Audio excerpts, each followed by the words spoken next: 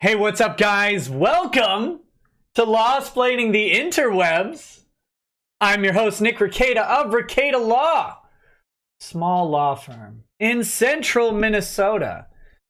And we've got documents today. I don't know if you've heard, there's documents, documentarios, documentarinos, or whatever, like that...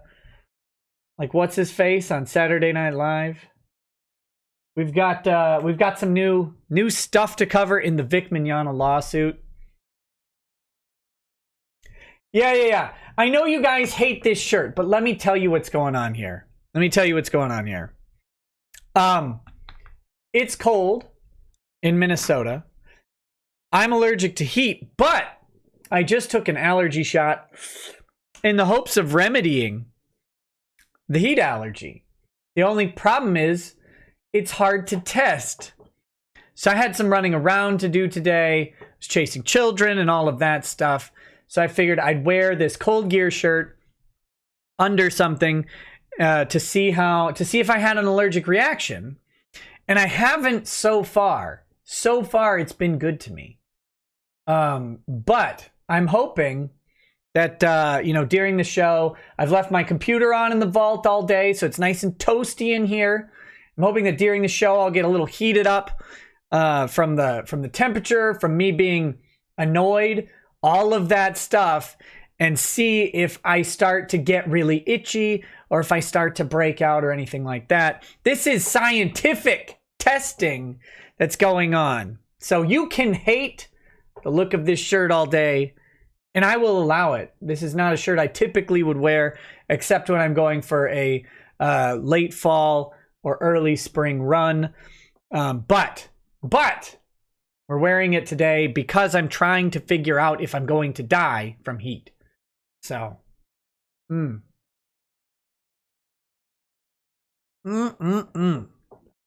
Oh my goodness. So that said, we've got some ground to cover today. Yesterday, there was a motion to quash the deposition of Chris Slatosh. Today, there is a whiny motion out to out to compel the deposition of Chris Slatosh. So we're going to talk about all of that. Hold on, I got to get the documents pulled up. We'll cover both of them. Last week we did cover the Lemoine letter. The Lemoine letter to Judge Chupp. The man likes writing letters. So we covered that, and this is, this is all kind of part of that same whole process. In the meanwhile, while I get this set up, hopefully you guys saw, I did a short video today. I'm trying to supplement live streams with these short videos to cover kind of one-off topics or topics that will lead into a more fleshed out live stream topic at some point, but hits kind of the main issues, especially on a day like today when we've got Vic documents. We got really big news yesterday in the Nicholas Sandman case. His case against the Washington Post specifically. He's got a couple cases going out there, and this one is pretty important. He sued the Washington Post over his interaction with Nathan Phillips, otherwise known as Smeagol or Gollum. All right. That case was dismissed. And everybody, myself included, was like, man, it sucks trying to sue a media company over a news story. It's really tough, but the way they worded it and blah, blah, blah, blah, it's a really hard case. I will note that I'm not sure I saw anybody at Law Twitter suggesting that Sandman had a case. However, he does. Apparently, the judge who dismissed the case has reconsidered his dismissal on a motion for reconsideration, and is no longer going to, is allowing 3 of the 33 statements to proceed forward to discovery. Doesn't matter how many statements there are, getting to discovery is what matters. So you can check this out. I'm like recapping the whole video. Go check it out. It's like 14 minutes long. It's kind of short, to the point, covers the major portions of the document that are really important for now. There's a bunch in that document that is really important in the order that we don't go into because it's not relevant to that particular issue of what happened yesterday, but it does bring some interesting questions as to what's to come in that case. So go check out the video. If you like that kind of content, know that it goes hand in hand with this type of content. It's not meant to replace it or anything like that. But if you like it, make sure you click like and subscribe and share. Oh, and please make sure you're still subscribed because YouTube is literally unsubscribing people. I got an email the other day. I don't know if I mentioned this here or just in my Discord, but I got an email the other day from someone who was asked to review one of my videos after watching it. They gave it high ratings and, clicked some positive feedback on it and then submit that. And then they were immediately unsubscribed from the channel. So if you get one of those surveys, make sure you stay subscribed to the channel. I don't know who I pissed off at YouTube, but apparently somebody. So they're actively removing people who are actively watching the channel. That's the annoying part. This isn't like a culling of old dead accounts like they said it was going to be. It's active people. So, but know that most every weekday you will find an 11 p.m. live stream here, 11 p.m. Central. It's I had a couple days. These past few weeks have been pretty rocky on some things, but that seems to be turning around. We should be having back to that more consistent 5 live streams a week sort of thing. And so if you don't get a notification, make sure you just check because there should be something happening pretty much every day on the channel. But you'll also see those little short videos. And if you can share those around, I'd really appreciate it. Okay, so we've got the motion to quash up. Let me get these other 2 motions pulled up. The other motion and then a proposed order. Open this guy. And then open this guy. Okay, so we have got... and then let's see...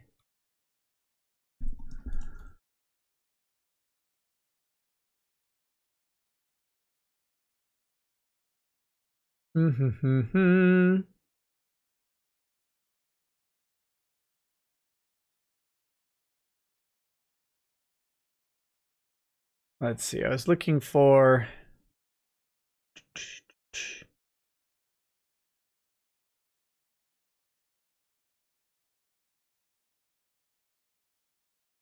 All right.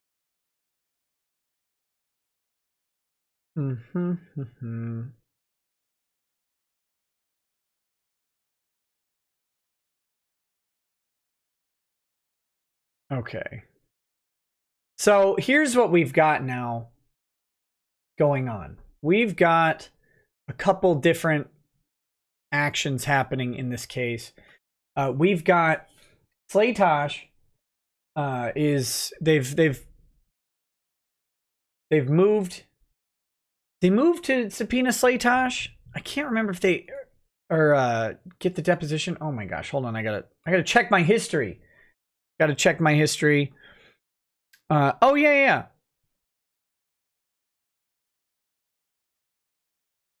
Okay, so it's covered here.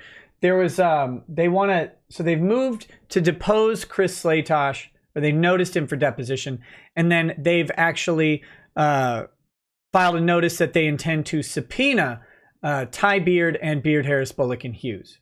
So all of this kind of goes together in the miasma of what's going on. I don't know if Chris Slaytosh is their only target or if they intend to try and get depositions of other people. I have popular question, unpopular answer. I have not been noticed for deposition as of yet. So I don't know if they intend to notice me for deposition. They filed one a long time ago. but that was apparently related to the merits of the case, and now they're trying to pretend that this is related to not the merits of the case, but just the sanctions issue that's still outstanding. Oh, and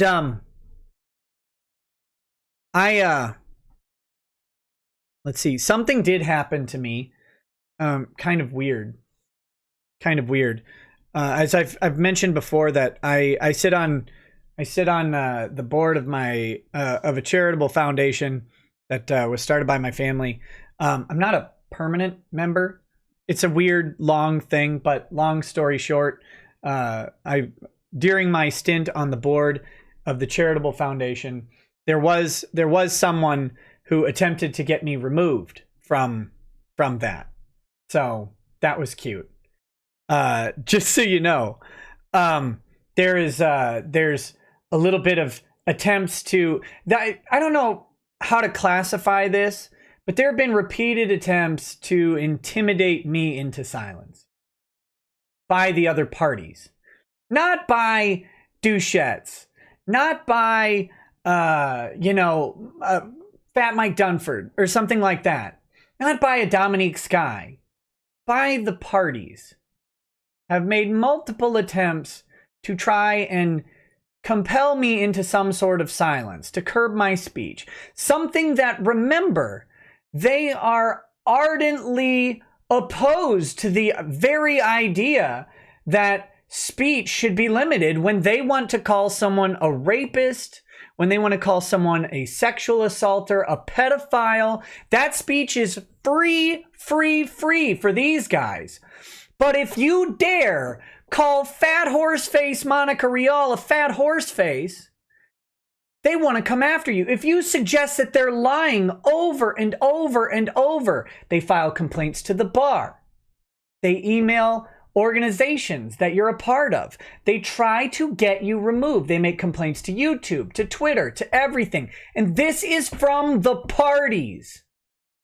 From the parties who are asserting their free speech, are trying to stamp all over my speech. And I'm not the one lying. They are. They are. I actually have the free speech protections because I'm reporting on this in a journalistic capacity. I'm offering my opinions. I'm not making statements of fact about what they have or haven't done unless I can prove it. None of that. What have they done? Lie, lie, lie, lie. There's a difference here between you and me, you lying cowards. One of us is telling the truth and enjoys the First Amendment protection. The other one is jerking off all over it, pretending some sort of immunity and victory. And you know you lying. You know you lying because it's been shown over and over and over again that that's what you do. So, hoes mad. But I know who tried to get me removed from my own family's charitable foundation. Yeah. That was cute. I'll make sure and send that over to the interested parties who might be interested in determining whether or not the parties are attempting to engage in some sort of witness intimidation. You know, again, if you want to know what's going on, with this, if you want to know what they're doing, just look at what they complain about. Right? They said they were being intimidated and they were being harassed. They were being bullied, all of this stuff. But that's what they've done from the start. From the start. And, hope it works out for them. I guess. I don't know.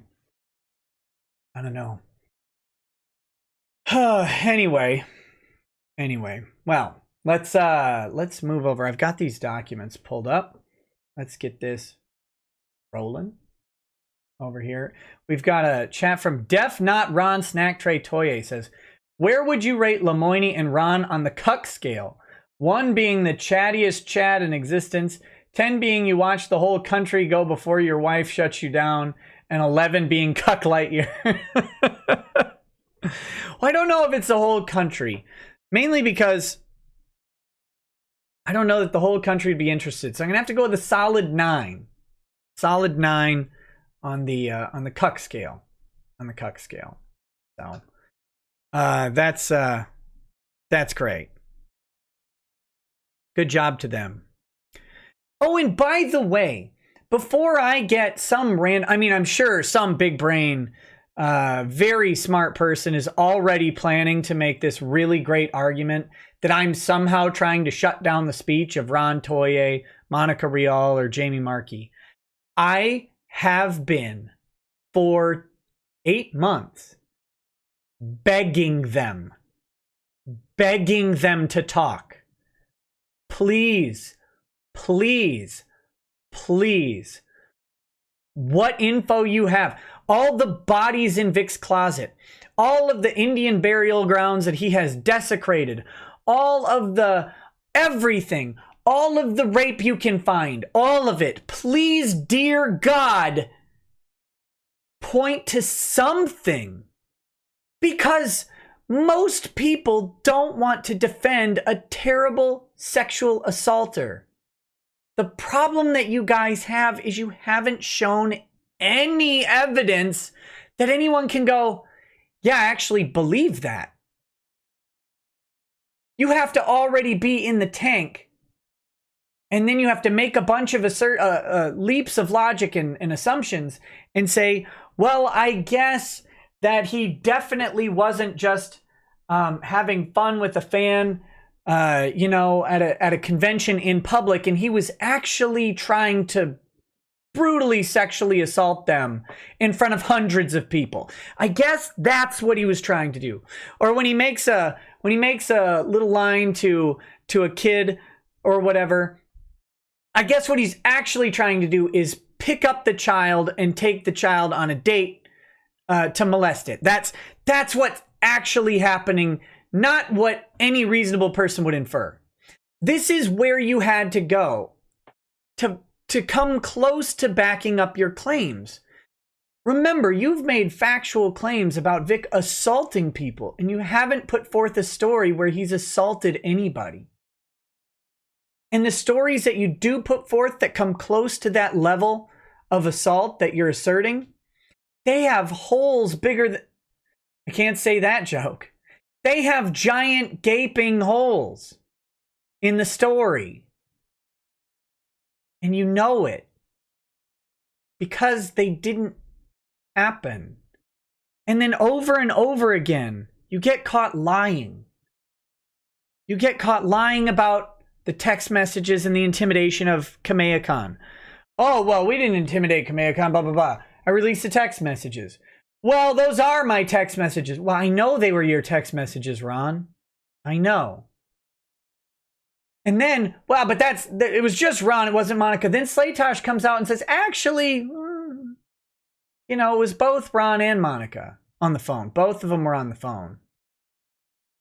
And they were both intimidating me into dropping Vic. Specifically, after I told them I can't have a contract, they still pushed me and they threatened to do this other stuff. What? Man. And then you said that I went after Kamea Khan, Ty went after Kamea Khan, that everybody was being rude to Kamea Khan, and it turns out that was you guys. Again, because you're liars. You lied about that too. You projected the other side upon you. No, you projected yourself on the other side. That's how it went. Because that's how this whole case has been going over and over. And I don't know. I'm working on some things that I hope that you guys will be happy to share as well. So far, there's one place you can find the deposition videos, right? And it's right here. It's right here on the show.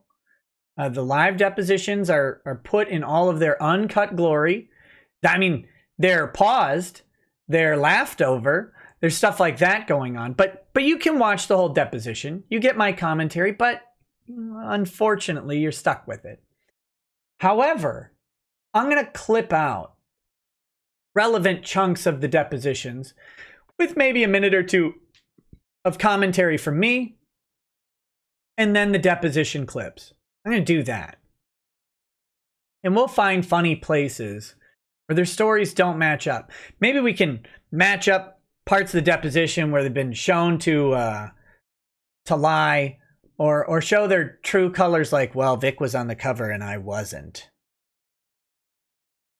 Or like the fake crying, all of those things. So we're gonna do that. And yes, the Anime Dawn video is still coming. That one needs to be.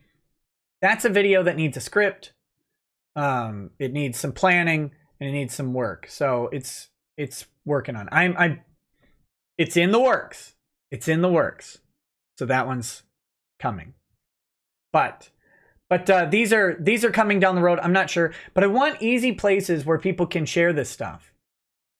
Not a 3, 4, 5 hour live stream, something like that, but just wham. Here's 5 to 10 minutes of video. You can take in this portion of the deposition. You can judge it for yourself.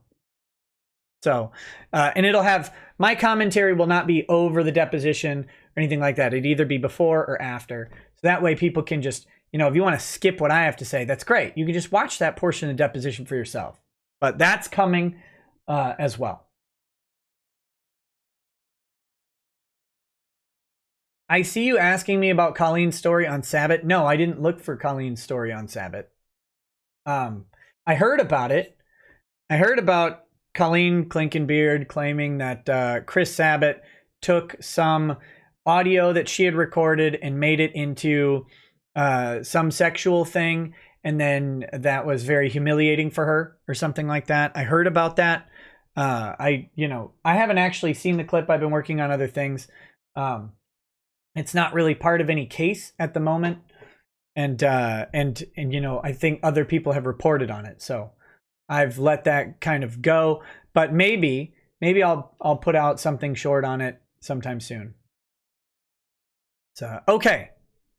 Let's look at this. So plaintiff's motion to quash. Now into the documents we go. This was filed yesterday on the 28th, right at the close of business, kind of 4:33 p.m.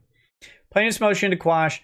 Plaintiff requests that the court quash the notice of oral deposition of non-party Christopher Slatosh with subpoena ducis tecum, and would show the following.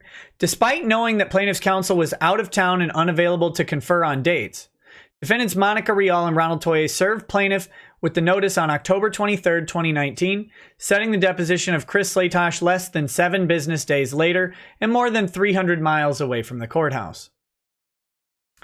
As a threshold matter, the notice is legally improper. Texas Rules of Civil Procedure 176.3a. A person may not be required by subpoena to appear or produce documents or other things in a county that is more than 150 miles from where the person resides or is served.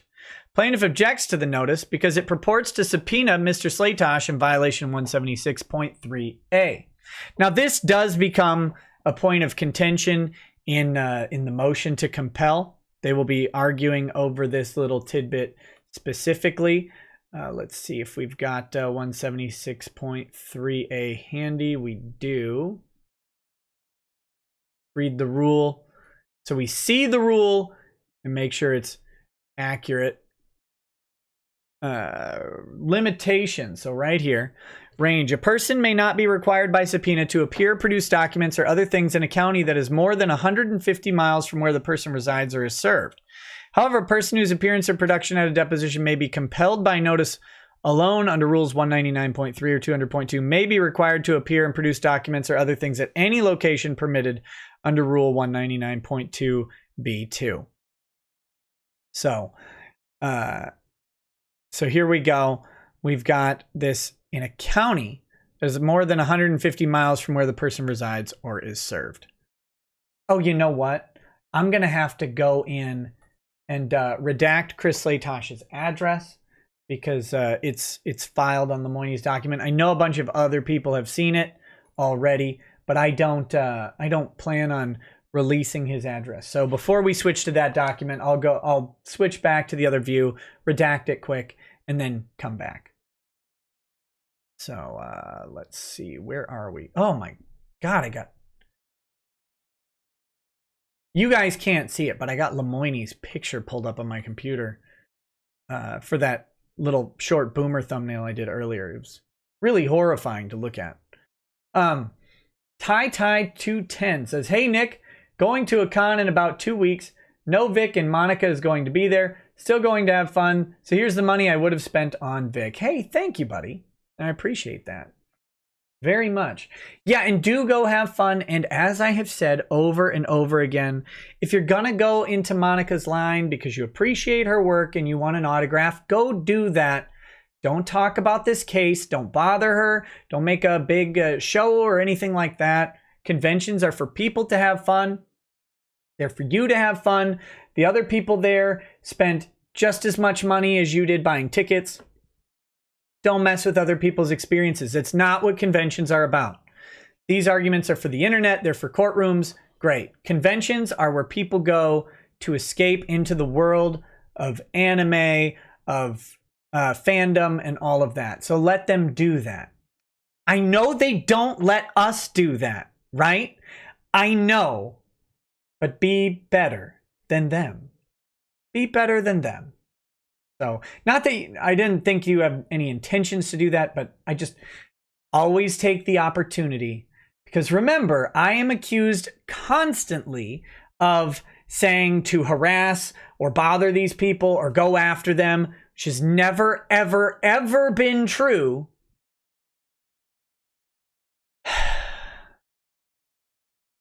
You know, hold on. The lies, man. The lies kind of build up, and they are bitter. So, America Bourbon, bitter. I'm going to outbitter the lies. Oh.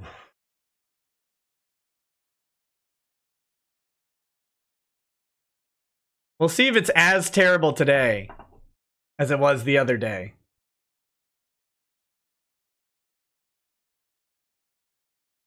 I'm guessing it is.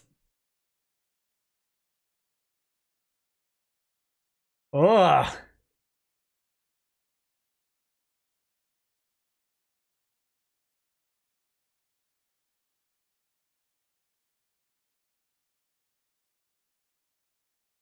It just isn't any good. It doesn't get better. Oh, I'm not a fan. Siren Jag says, Monica's vagina and Ron's butthole shall now be known as Scylla and Charybdis. This is horrifying. If you sail too close to Monica, you'll lose 5 sailors. If you sail too close to Ron, it will suck in your entire vessel. It's a horrible choice for any captain. Why? Siren, why?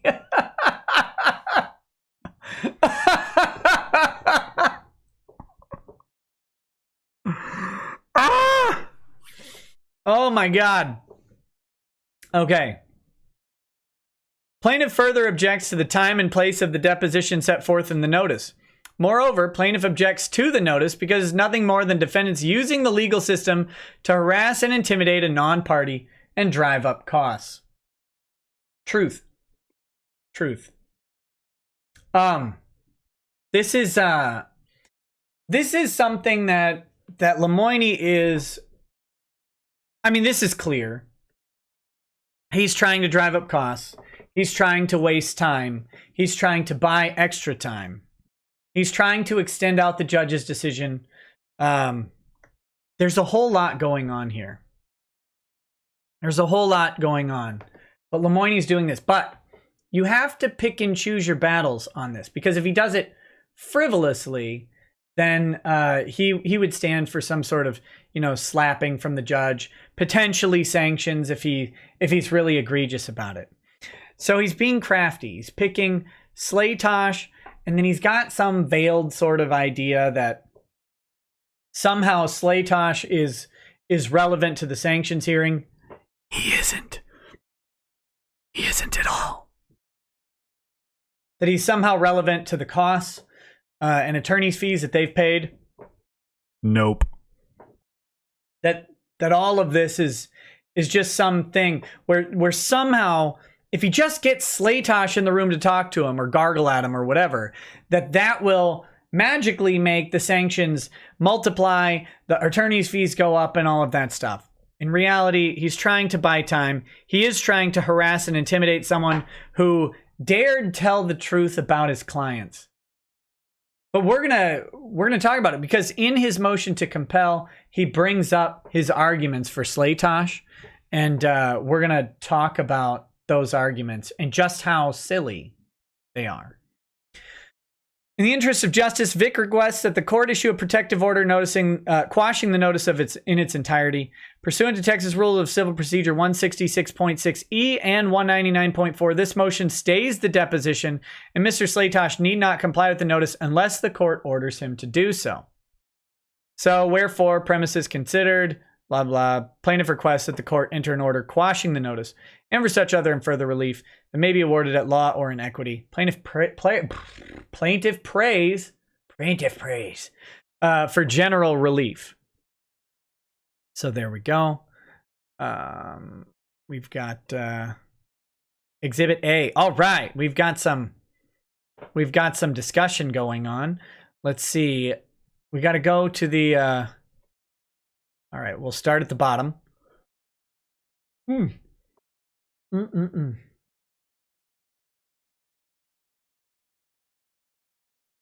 Address is in each exhibit of the motion to quash.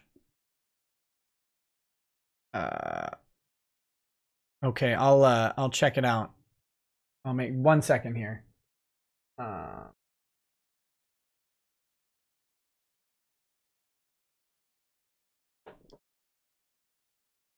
Okay, yeah, here we go. Thank you for catching that for me. Let me redact this.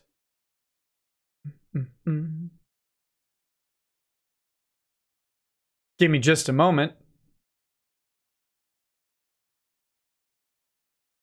Redact that one.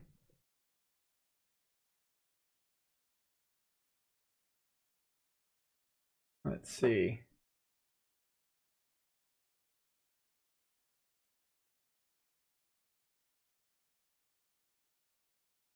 Here we go.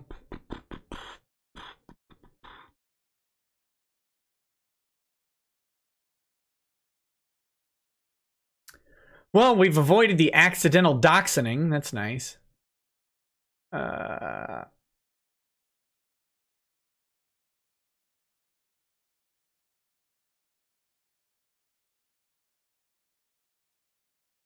Okay. Just skimming real quick, sorry. Oh my goodness.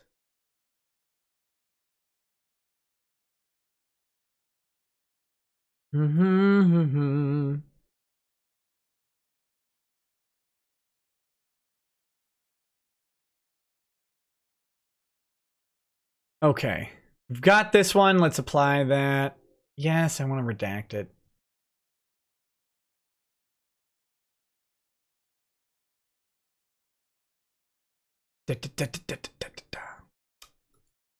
Thanks, Adobe. Okay. All right. Let's get back to it. Here we go. You guys cannot see that here.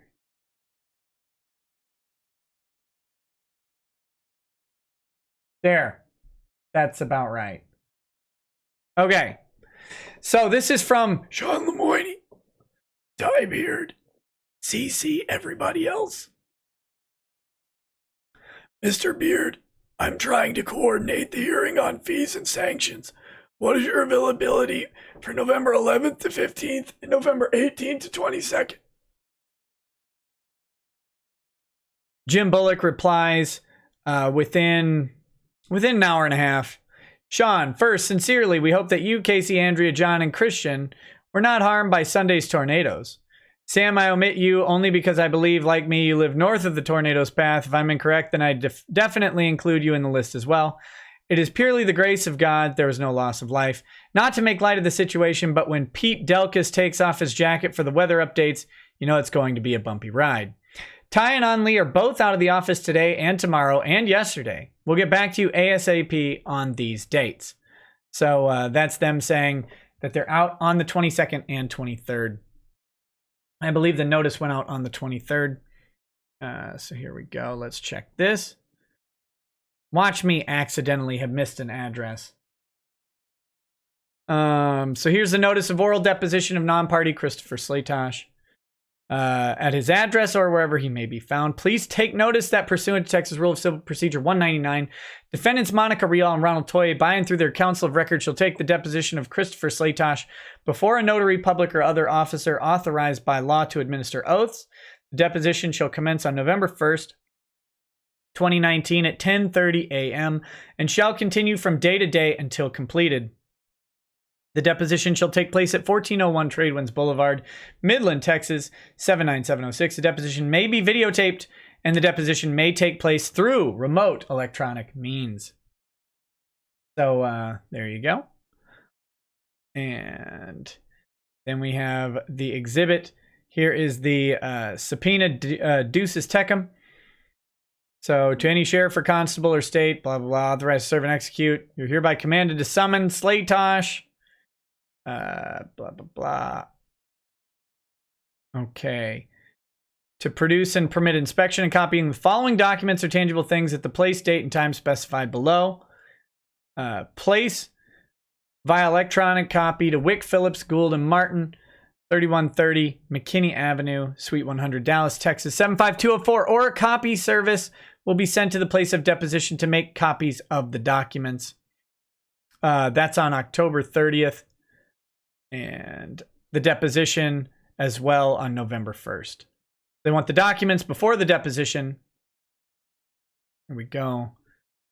And we've got, this is just the service confirmation. Here's what they actually asked for. And I read through all of this the other day, the definitions. We're not going to do that again because one, it's horrible, and two, it's the same.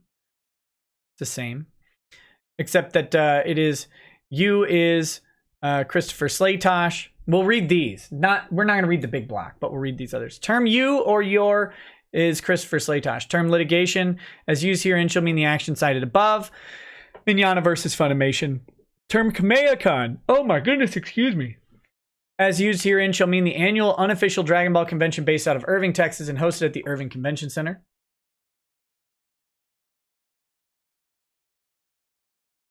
The term Kamehakan 2019 shall mean the Kamehakan Convention hosted at the Irving Convention Center on April 12th to 14th, 2019. The term Mignogna shall be plaintiff Vic Mignogna. Defendants, Funimation, Monica Rial, Ron Toye, and Jamie Markey. The term Rekieta, as used herein, shall mean Nicholas Robert Rekieta, as well as his entities, including Rekieta Law LLC, and Rekieta Media LLC. I'm a business mogul now, ladies. Look out. Watch out, world. The term Buhu, as used herein, shall mean the law firm of Beard, Harris, Bullock, and Hughes, including any of its agents, employees, or consultants, which include Ty Beard, Carrie Elisa Christie, Christina Ross, and Jim Bullock. Unless otherwise indicated, the use in these requests of the name or identity of person, business, organization, or other entity, including but not limited to those entities and persons identified in this definition, shall specifically include all of that entities or persons present or former employees, officers, directors, agents, representatives, members, partners, attorneys, departments, sections, affiliates, subsidiaries, parents, and all other acting on its/their behalf. Now, I know that a couple people did videos in which they suggested that the term parents here applies to Vic's mother. I don't believe that that is true. I believe they're you can, here's the beauty of law. What it means doesn't matter. What you can argue it means matters. I don't think they're arguing for anything regarding Vic's mom in this instance. I think what they're referring to are parent companies, because it's referenced in line in respect to the company organization or hierarchical structure, and right after affiliates and subsidiaries. Parents, I believe they're talking about parent companies.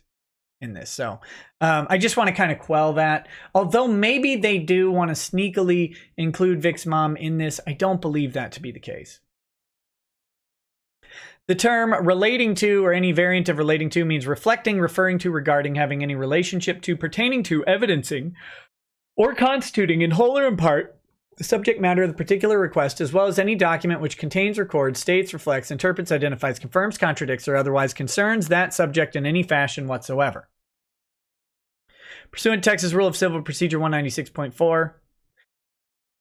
for any responsive documents that are in electronic or magnet form, please produce both one hard copy with bait stamps or PDF with bait stamps and the native magnetic or electronic form.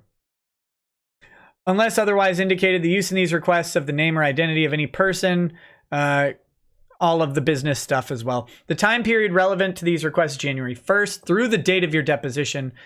I guess maybe I should just spam a bunch of email to Slaytosh. Just like 10 billion emails to Slaytosh so that they have to produce all of them. And it'll just be like an ASCII print off of a middle finger. That's what it'll actually be. Like if you put all the emails together, it'll just be one line of a bunch of just a giant middle finger right to him. And then another one of a mosquito. An ASCII skeeto.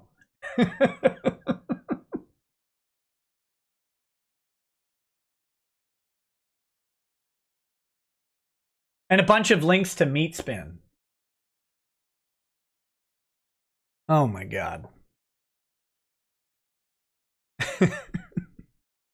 For the purpose of interpreting and construing the scope of these requests, you're instructed to give words their most expansive meanings, blah, blah, blah. I'm not going to go through this.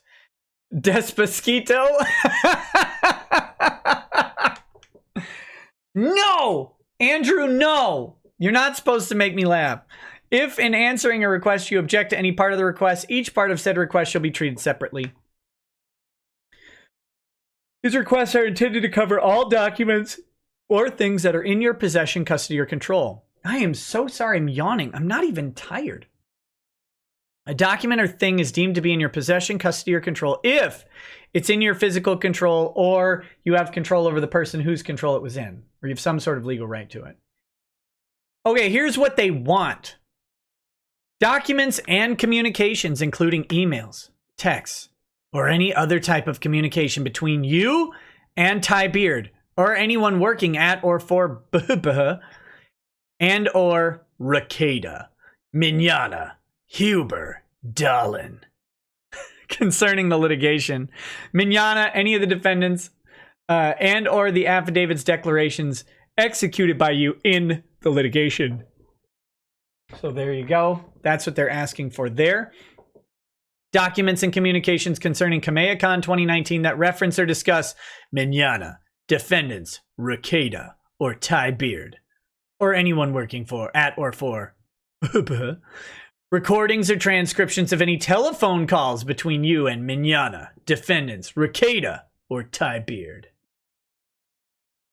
Well, good luck. Good luck, lemon fingers. Maybe don't. Never mind. Good luck getting. Listen. You're never getting the communications between me and Slaytosh. You hear me? You scumbag? You're never gonna get them. No matter how hard you subpoena, no matter what court tries to compel anybody, you will never get those communications. No chance. Try me.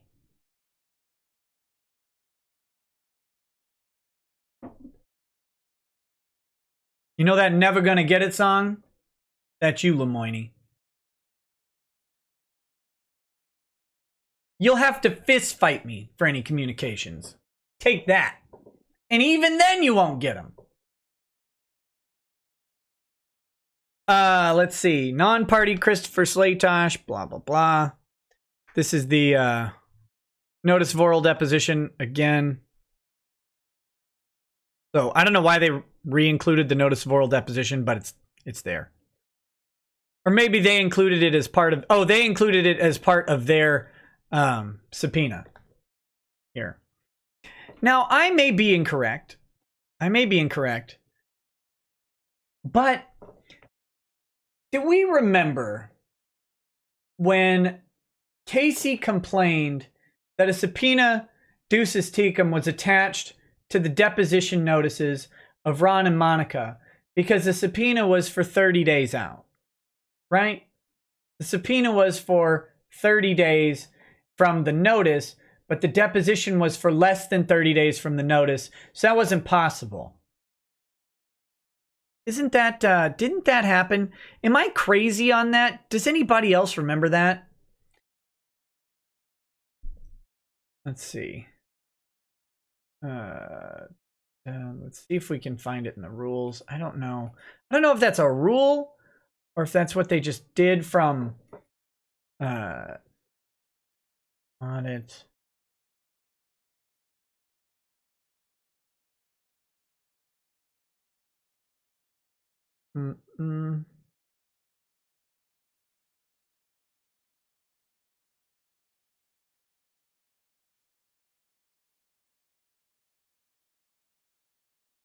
Okay. Huh. You know, it's interesting.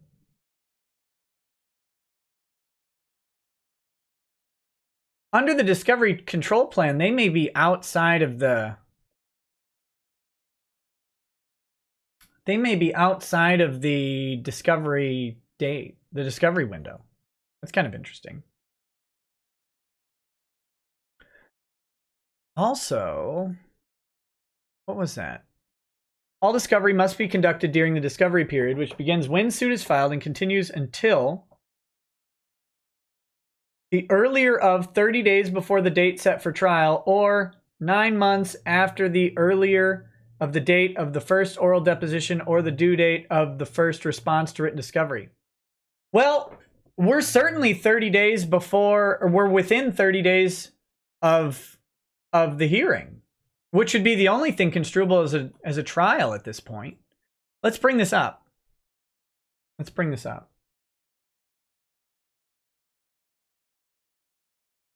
So this is the discovery control plan by rule, level 2. Now, maybe this is outside of something, but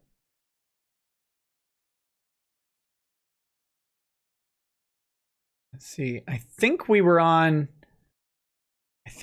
level 2 discovery. I don't remember. Or by order. I don't know that we're in a proper discovery window. They may, and I believe that they said that they believe that discovery at this particular stage is improper. And this may be why. We don't have a court order stating that there's discovery. And we're inside what would otherwise be, or outside what would otherwise be the discovery window on this. So that'll be, that's pretty interesting. I mean, I'm sure they're going to argue that they should be able to conduct discovery, but if it was level 2 in the first amended petition, I mean, it's almost like I could look this up. But if it's level 2 in the petition, then they should have to ask leave of the court to conduct discovery and get permission to do so. I don't think they have it. That's that. Okay. Those are privilege matters. Okay, so that doesn't matter. Supplemental responses, request for disclosure. Nope, we're not in risk. We're in experts. Production and inspection to parties. Party may serve on another party no later than 30 days before the end of the discovery period, a request for production or for inspection. Okay. Responding party must serve a written response on the requesting party within 30 days after service of the request, except that a defendant served with a request before the defendant's answer is due need not respond until 50 days. Entry upon property. Interrogatories. Missions. Motion to suppress.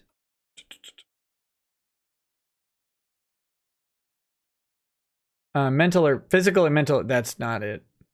Production of documents and tangible things without deposition.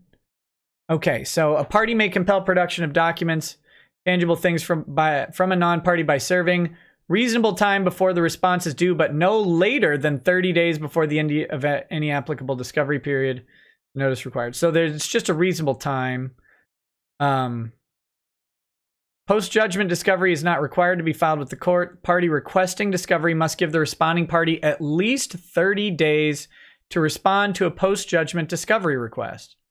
The responding party may file a written objection with the court within 30 days of receiving the request.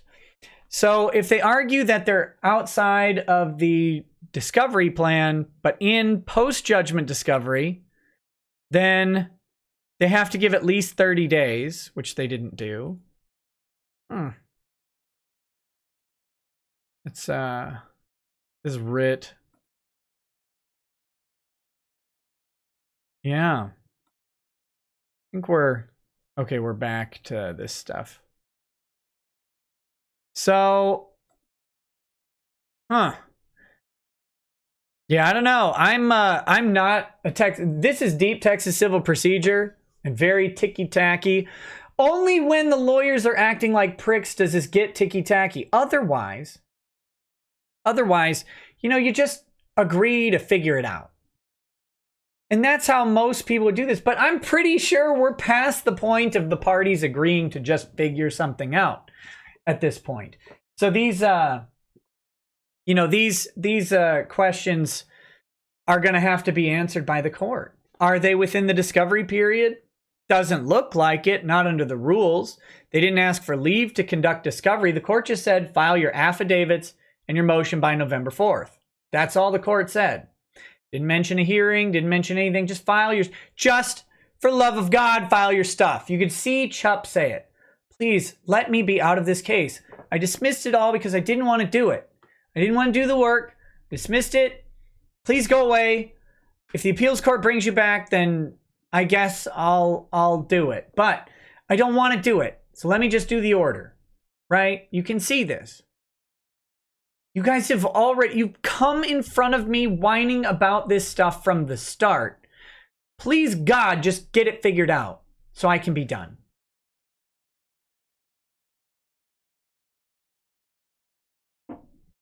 So now they're outside of the discovery period because there is no trial. And the defense literally argued that whatchamacallit, that the TCPA hearing was a trial under Rule 63, right? That's why they couldn't amend their pleading, because it was within 7 days of a trial. Despite that not being a trial in pretty much any sense of the word, that's what they argued, that this is outside of the rule because it's within 7 days of the hearing, which must be the trial. So they can't logically contest that both was and wasn't a trial. Because if it wasn't a trial and they're still in the discovery period, then Rule 63 would apply and the second amended petition should apply. Do we follow that? I hope you follow that. Now, that's not always how it works. You get to argue in the alternative on things. But logically speaking, that's how it should flow. If this is a trial, then they're outside of the discovery plan and need to request leave from the court to actually do the discovery they're asking. They don't get to just notice someone for deposition. They've got to get court permission to conduct discovery in the first place. If they're calling this post-judgment discovery, which they kind of could, although if they call it post-judgment discovery, they have to admit that there was a judgment on the merits, and therefore their appeal, logically, their challenge to the appeal must also be ignored. Because if this was a final judgment and they're in post-judgment discovery, then they have a final judgment that can be appealed. They're trying to hold both positions here. So under the rules, if that's the case, they didn't give him enough time. They need to give at least 30 days. Haven't done that. So very, very kind of interesting. All right, let me go ahead and I gotta do the redaction over here. Mark this for redaction. It's like walk like an Egyptian, except it's marking for redaction. Oh boy. 25 pages. Why are you, Lemoine? Good lord. Throws the residence right there in the document. Knowing it's going to be up there. Could have redacted it. Okay, I gotta find all the instances of the residence.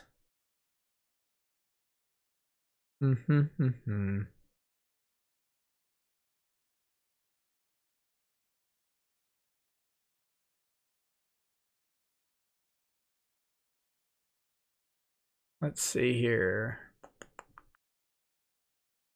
What did he include in his exhibits? Affidavit of J. Sean Lemoine.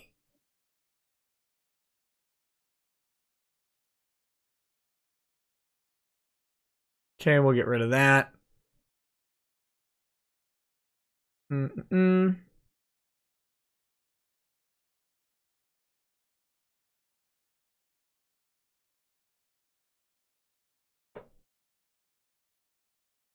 Let's see.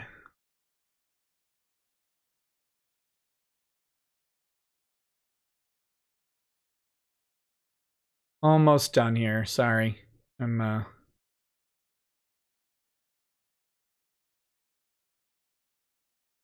get rid of that.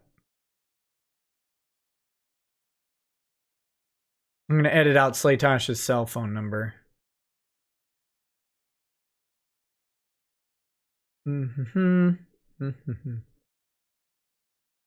Oh, gosh. Exhibit B. Oh, they've got the affidavit of Slaytosh here.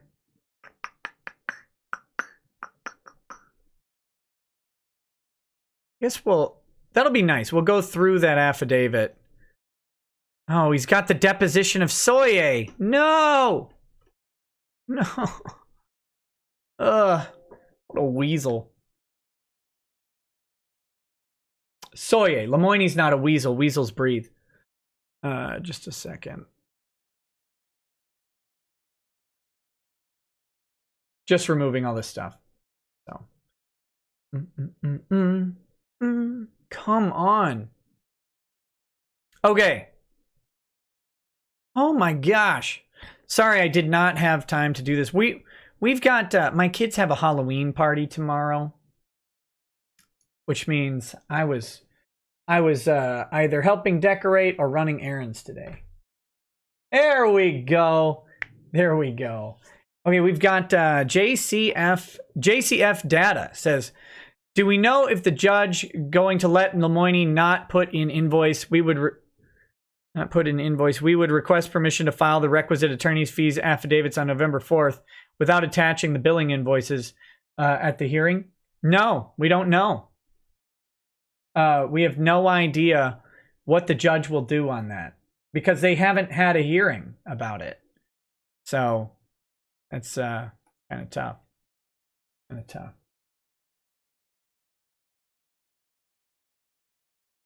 Lisa, come on. It may have been a dad joke, but it was a good dad joke. Okay, let's take a look at this motion to compel. This is, of course, here's how Lemoine goes, right? He doesn't get his way, and then he whines by motion or letter. Here we go.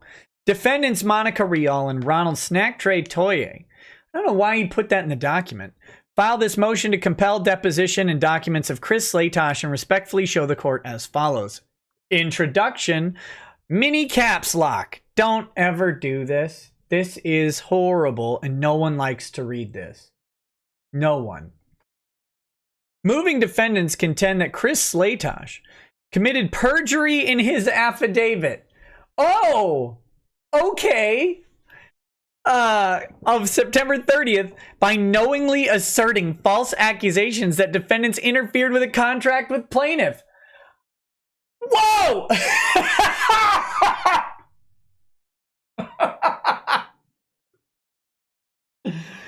You read it! You read it!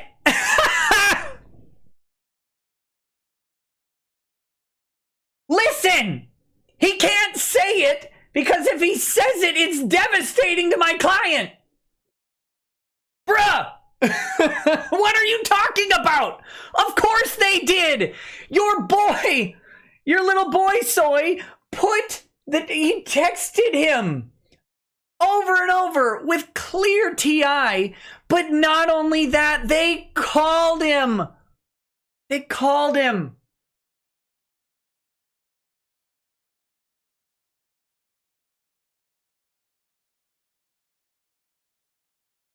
Oh, God.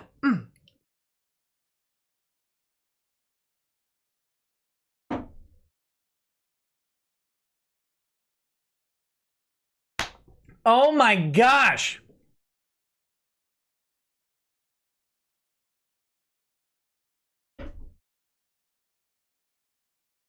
We have the receipts.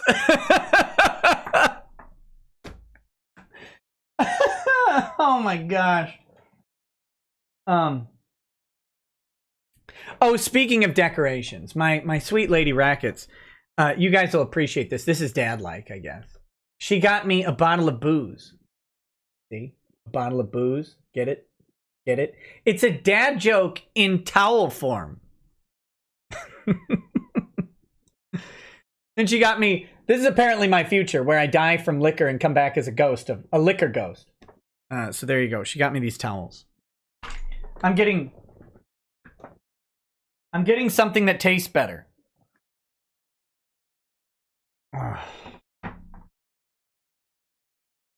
Okay. Sorry.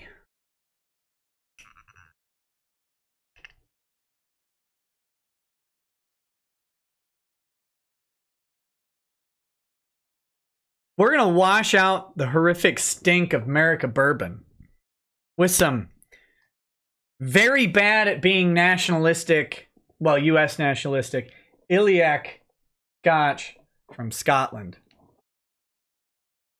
We have got to get rid of this nasty taste. Oh, boy.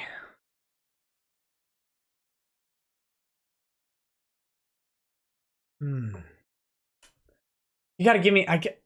This is frustratingly stupid in the document, so give me just a moment.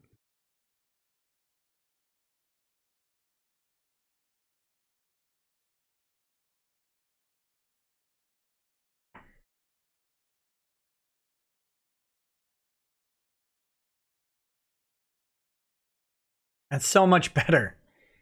It's like I just ate the bottom of a coal-fired grill. Oh, it's delicious. Okay. Knowingly asserting false accusations that defendants interfered with the contract with plaintiff. It's rich. It's rich because literally they have done nothing but false accusations. That's it. Just false accusations constantly since January and February. These idiots have been just blabbing falsity the entire time. And they come out with a phone call that they know happened. They know it happened because they made the phone call. You guys knew it happened, although I didn't tell you who it was at the time. You knew when it was happening. Remember, I did a video on this. I did a live stream about how mad I was, about how this was going on. I wasn't allowed to talk about it. I wasn't allowed to name names. You knew this was happening. You didn't know the parties involved. And then a couple days later, I did a live stream and I talked about the tortious interference of Monica and Ron with Kamehacon specifically, blowing up the con owner's phone. You can go back. I got the receipts. We've got the records. We have it on tape. It's all there. Is the idea that this is being made up by everyone involved? Is that their plan? Is this your plan, you dumb fucking idiots? Your plan is to seriously, spuriously assert a civil conspiracy? Is that it? Based on what you actually know you did? You know you got on the phone and bothered this man more than once about his invitation to Vic. You know you did it. I know you did it. I knew you were doing it at the time. I've confirmed it with like 3 different sources. You know you did it. And you're going to call this guy a liar and say he perjured himself? This is a reach. This is an arms girl level reach. Cesario JPN says, did we just see a 42.0K upvote post on an r/ask Reddit thread on lawyers? What action did the defendants do to help you win your case?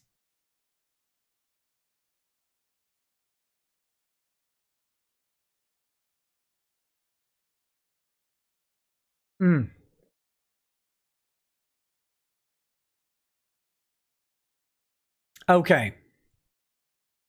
Several of the elements the court evaluates when assessing sanctions are relevant to this issue, as are attempts by plaintiff and or his agents to solicit or coerce false testimony.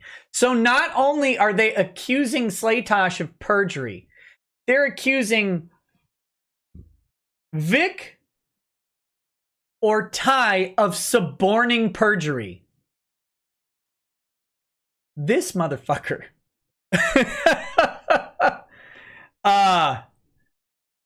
Whew. Wow. Let's see. I'm sure they have evidence to back up said accusations, right? Like, surely they've got someone leaking to them that either Vic or Ty suborned perjury of Chris Slaytosh. Surely they're not just wildly throwing out something without a prima facie showing that it happened. I mean, they wouldn't do that, would they? Right? Like, they wouldn't do that. You know what's interesting? It's possible that this could be TCPA'd separately. Because now we're talking about sanctions. We're talking about a specific spoken or published statement. We're talking about transmitting it to a third party. And we're talking about perjury. We're talking about them accusing another party of a crime based on what? That'd be funny. File a TCPA and shut down the discovery pending the outcome of the TCPA. That'd be hilarious.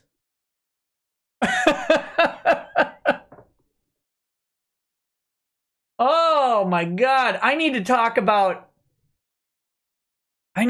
to some TCPA lawyers. Let me guess though. Let me guess.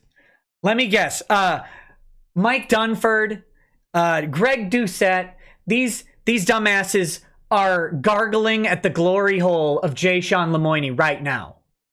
Right? I don't know. I'm not on Twitter. I certainly don't go sit and look at Twitter all day anymore. I used to. I don't anymore. It's actually rather liberating. But let me guess, these morons are lapping up the lick spittle of this disgusting trash heap, right? And they're sitting there saying, oh, slam dunk on Chris Slaytosh, ignoring the fact that this very action itself, maybe TCPA-able, has less basis than anything Vic put forward. And if they just TCPA it, they stay discovery. They'll miss the motion deadline. Judge Chupp will be pissed that this is sitting in his thing. God, that'd be great. I don't know if they're going to go through the work of doing a TCPA on this. They probably won't. But it'd just be funny. It'd be meme-tastic, right? Okay. Mr. Slaytosh is a non-party, and anything communicated to him by plaintiff or his agents is not shielded under any relevant privilege. How do you know? It very well could be, actually.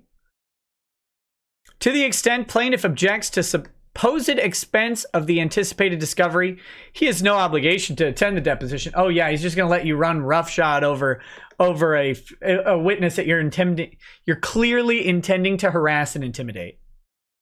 Remember, this, I can't say this enough, their side's MO: intimidate, harass, threaten, and if you can't win on that, destroy. Kamea-Khan is going to be under assault in 2020, y'all. It's going to be under heavy pressure.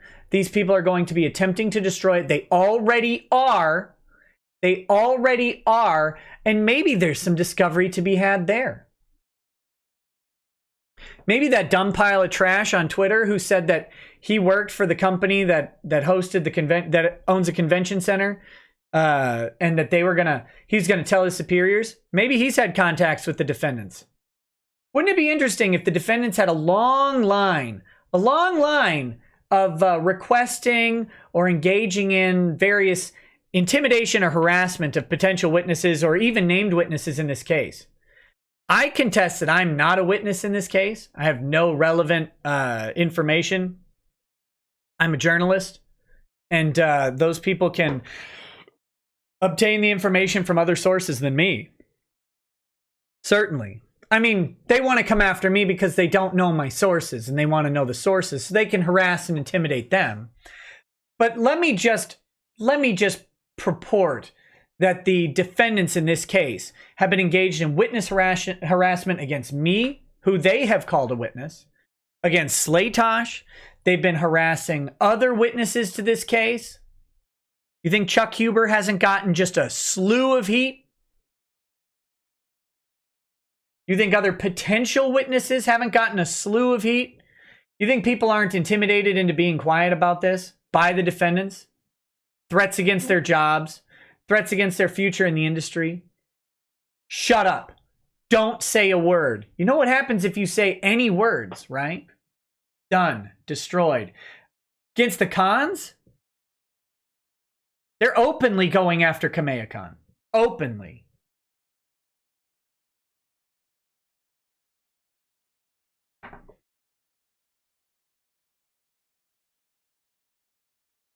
Playing with fire here. Let's hope they get burned. S. Cyber Taz says, hey there, Nikki. Wouldn't it be neat if Tillip, Pixlexia, or others could create icons of the lawyers speaking on the deposition that you could overlay on the video with your own watermark in places where they can't crop them? That's a good idea. We could probably make that happen, I'm sure. I'm sure. Mr. Oh, yeah. So let's see. He has no obligation to attend the deposition. Simply put, the notice of subpoena is valid, reasonably restricted, and seeks relevant information for the upcoming sanctions hearing scheduled for November 21st, 2019. Does not. Relevant factual and procedural history. On October 19th, 2019, moving defendants began working with Mr. Slaytosh to secure his deposition, but were unable to reach an agreement. Aww. That's too bad. And then he's got the affidavit of J. Sean Lemoine. Counsel for moving defendants exchanged phone calls and email with Mr. Slaytosh, who has never stated publicly that he's represented by an attorney. Oh, he doesn't have to.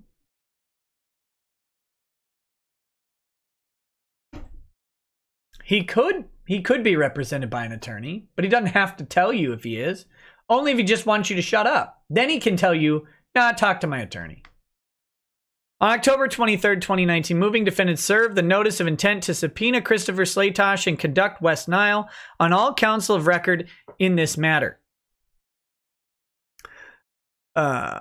Plaintiff's counsel raised no complaints concerning the location or timing of Mr. Slaytosh's deposition prior to the filing of the motion to quash on October 28th, 2019. Well, they don't have to either.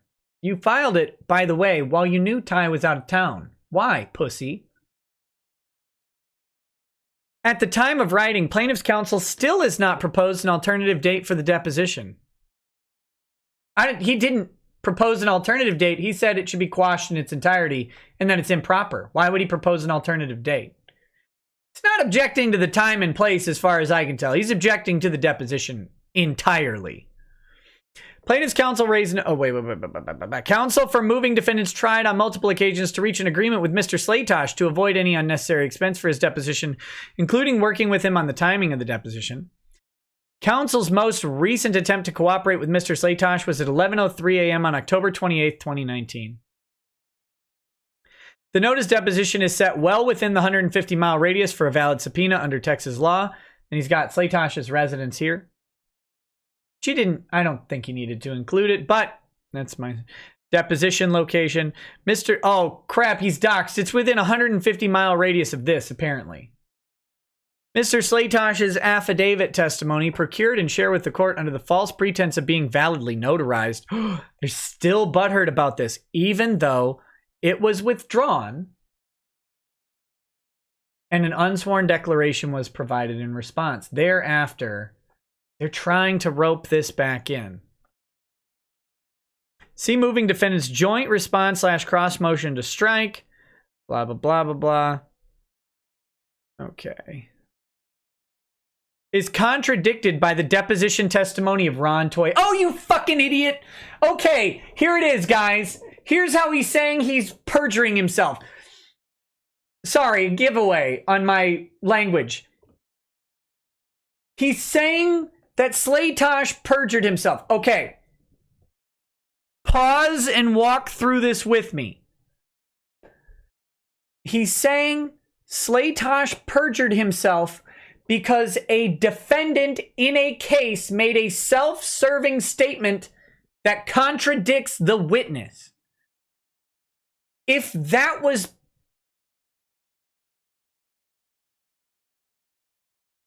Imagine the implications of that being the foundation of perjury. A witness disagreed with a party, therefore witness perjured themselves. Well, shit, there's a whole lot of perjury happening. Twins perjured themselves. Monica perjured herself. Let's see, Marky perjured herself, right? Right? All of these people who submit depositions that that submit either depositions or sworn statements that disagree with Vic at his deposition or disagree with Vic in any sworn statement he's made. That's perjury now. That's perjury. Excellent legal theory, you moron.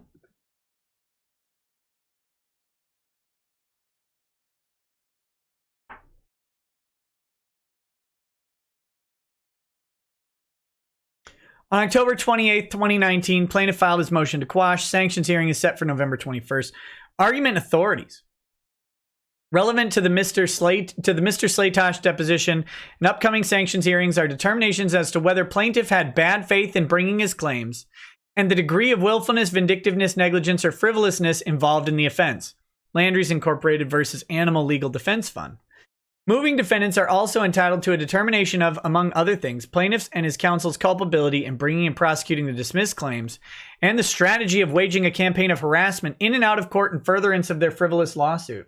There is no campaign of harassment. That's bogus.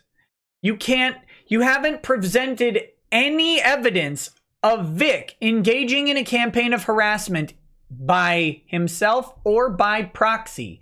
You've merely thought that I am acting on Vic's behalf. Over and over and over again, I have represented to the world that I am not Vic's agent or attorney or employee or associate. In fact, when I started making fun of your dumb clients, I had only spoken to him on the phone, I think a couple times. That's it. I've never been his attorney or his agent or his employee or his anything other than now you could call me his friend. I suppose if he would call me his friend, I think he does. I don't know.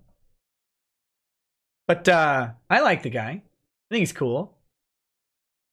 Kind of. I mean, he's a nerd, but you know, whatever.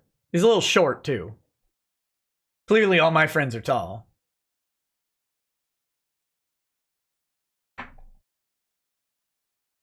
But you can't find any harassment campaign conducted by anybody actually associated with Vic. You've only asserted its existence, absent evidence. Weird. Weird. Sorry. So then he's got the quote here. Although Lowe addresses sanctions under Chapter 10 of Texas Civil Practice and Remedies Code, we agree that Lowe offers guidance in imposing sanctions under the TCPA because the purpose of sanctions under the TCPA is deterrence. The TCPA resembles Chapter 10 of the Texas Civil Practice and Remedies Code, which allows a person who signs a frivolous pleading or motion for an improper purpose to be sanctioned in an amount limited to what is sufficient to deter repetition of the conduct or comparable conduct by others similarly situated. I mean, Vic has a very big argument that this isn't frivolous at all. Even if it falls under a TCPA dismissal, he can show these people said things which I sincerely believe caused me damage. Oh, and by the fucking way, I can show all the places that fired me because of what these morons said.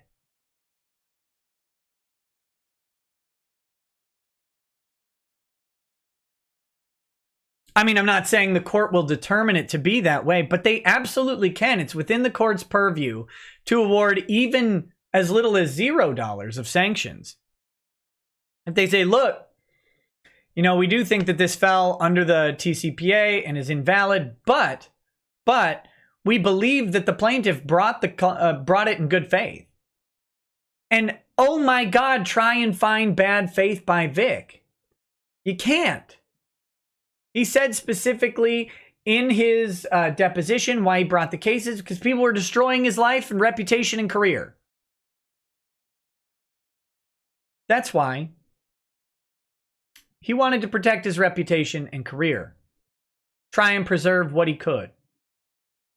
Get redress from the court for the damage that was done.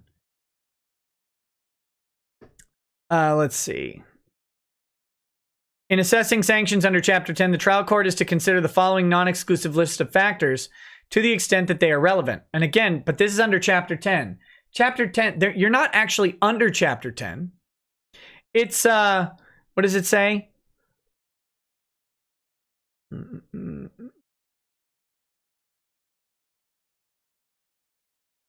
The TCPA resembles Chapter 10. So this isn't direct, this is persuasive, but not authoritative. So to the extent that they're relevant, the good or bad faith of the offender, the degree of willfulness, vindictiveness, negligence, or frivolousness involved in the offense, the reasonable, and of course, like if you pay attention to law Twitter, they can never pick a narrative. So either Vic was swindled and hoodwinked by evil lawyers Nick and Ty, in which case, if he was relying on the evil lawyers of Nick and Ty, he couldn't possibly have been willful, vindictive, negligent, or frivolous. He would have been hoodwinked, right? He would have been bamboozled. He would have been forced into this lawsuit. But if he wasn't hoodwinked or bamboozled and he was genuinely bringing it in good faith, then it really wouldn't be willful, vindictive, negligent, or frivolous, would it? He would have just been wrong, according to the court. I still don't think he's wrong. I think the appeals court is going to bring back at least one of these charges. And if they don't, which is possible, it's always possible to lose on appeal, of course. It's always possible to lose in court. Something I have said from day one, that it's possible that Vic could lose this case. You get a bad judge. You get a bad judge on a bad day. You get someone who doesn't understand the law. You get some weird circumstances. All sorts of stuff can happen, right? You can, before anybody accuses me of retconning, go back and look. Never, ever definitively said that Vic would win. Ever. Because I've always couched it as, you never know what happens when you put a human on the other end of the equation. You just can't. Always got a human factor. Now, the appeals court may circle wagons around a judge, or they may throw the judge under the bus. You never know what they're going to do either. What you hope is that a 3-judge panel is less likely to screw up as a single-judge person, right? But it can still go negatively. That being said, if the appeals court doesn't go with Vic on this, it's going to be because they ignored the second amended petition. It's going to be because they ignored the unsworn declarations and the affidavits. That'd be why. And then that they found, in addition to that, that the facts alleged in the first amended petition and in the motion response document were not sufficient to overcome TCPA. But to get there, they almost have to ignore the affidavits and unsworn declarations. Because if they admit Slaytosh's affidavit and unsworn declaration, they've got TI and they've got defamation against Ron and Monica in that document. Right there. Now that doesn't answer Funimation. It doesn't answer Jamie Markey on the Slaytosh affidavit. They admit Vic's affidavit. They likely have all of them. They likely have just about everything. Combined with Kuber's affidavit, they have the civil conspiracy. They have all that stuff. Now, whether or not they find on all of these things is, of course, a separate question. I'm going to repeat that probably a few more times just to be clear. But if they're going to ghost Vic on this, they almost have to do it by getting hyper technical on the rules and stating that that the second amended petition was filed too late, and therefore they're willing to prejudice a plaintiff, even though they're instructed to liberally allow amended petitions. They're going to suggest that a plaintiff amending his petition prior to a TCPA hearing where he has every single disadvantage in the book, every disadvantage in the book falls on the plaintiff in a TCPA hearing.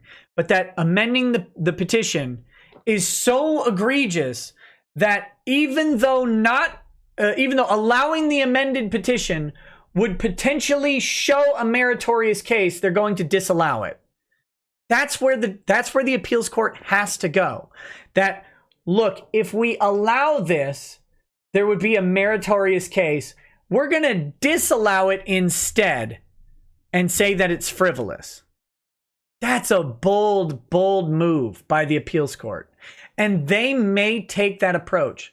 But I believe that if they do ghost Vic, it'll be on that hyper-technical application of the rules. And that, when that happens, they're basically securing the judgment, circling the wagons, protecting their judge. Now, on TCPA, I don't know that they have any motivation to do that. But sometimes it happens. Sometimes it happens. So, but we'll see. We'll see. The Nerdiest Geek says, I sent you an email, but not sure if you've seen it. Found this case, thought it might be funny for a Halloween stream if you don't already have a plan. United States ex-rel Gerard Mayo versus Satan and his staff. I've not seen that case yet, but I'll check it out.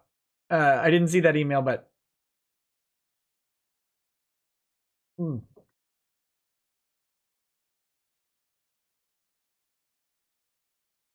okay.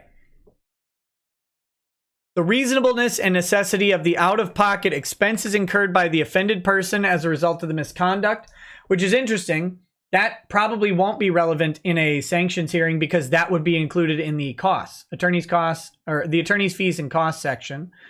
The nature and extent of prejudice, apart from out-of-pocket expenses suffered by the offended person as a result of the misconduct. There's no prejudice that's been involved here at all. The relative culpability of client and counsel and the impact on their privileged relationship of an inquiry into that area. So there you go. Moving defendants believe that Mr. Slaytosh will testify concerning several issues that are directly relevant to the low factors discussed in Landry's Inc.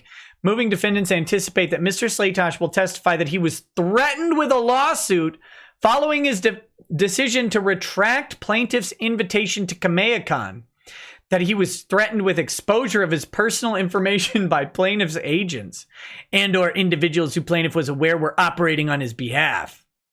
What is that? And that prior to this lawsuit, he did not believe that either of the moving defendants interfered with plaintiff's contract.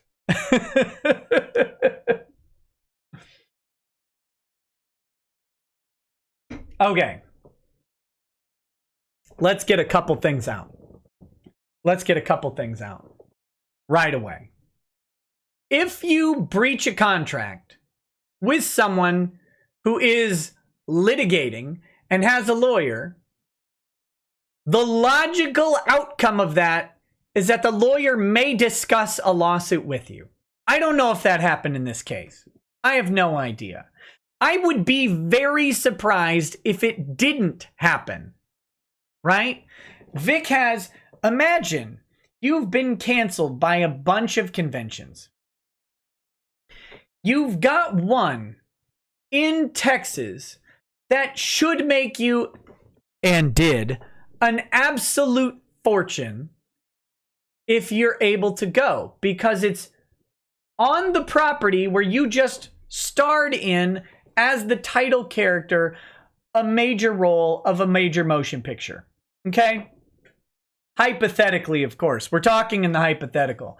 Now, hypothetically, you've been removed from several conventions, but this one is in Texas.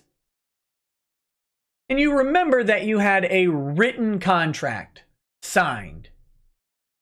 Now, if you remember at the hearing, from the hearing transcripts or whatever, some of these conventions weren't signed contracts.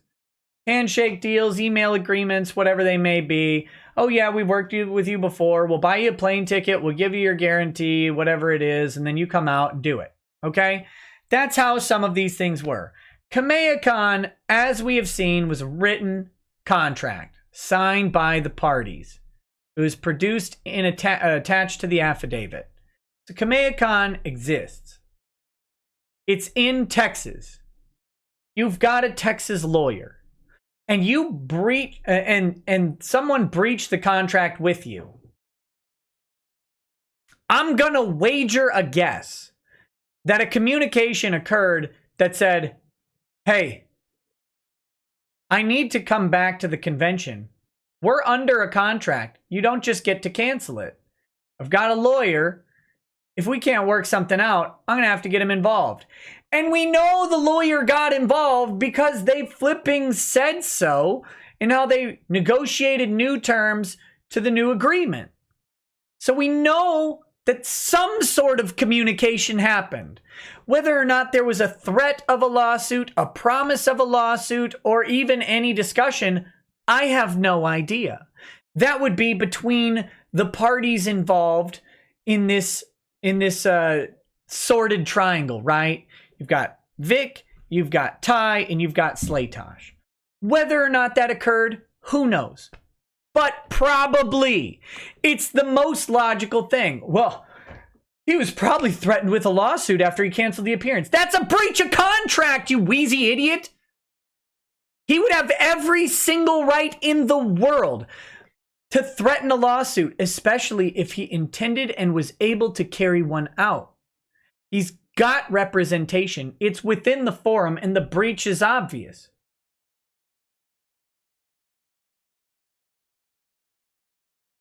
By the way, I don't know about Texas, but there's a lot of case law in Minnesota that threatening a lawsuit is not harassment or intimidation if you mean to possibly engage in the lawsuit.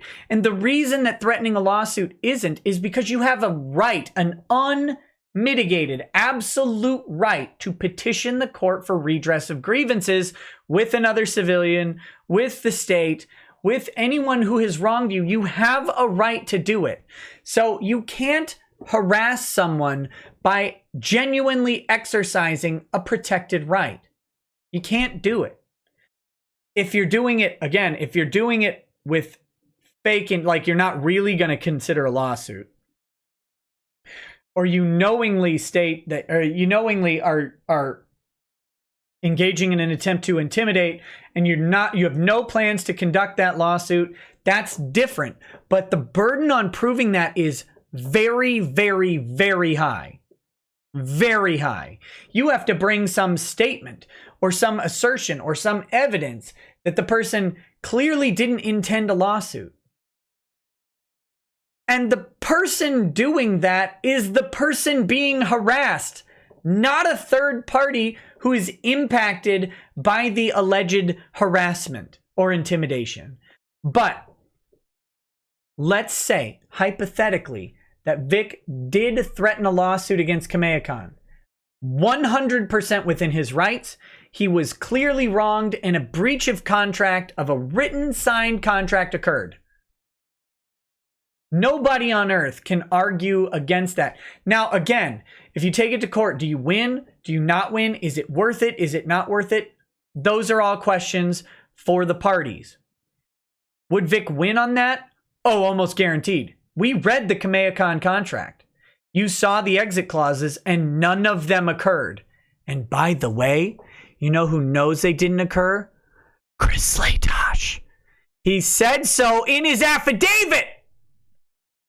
He said they didn't occur. Not in his explicit words, but he said, I can't cancel this guy. And they said, criminal charges are coming. That's close. If the criminal charges came, he would have had grounds to cancel Vic. If they came, guess what never came? Ron and criminal charges.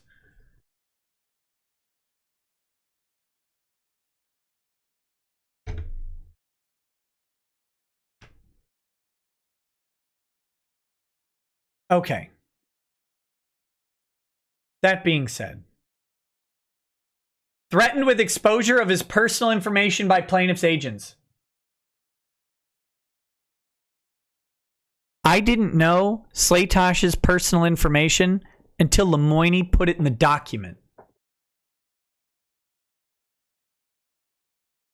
So you can't blame me.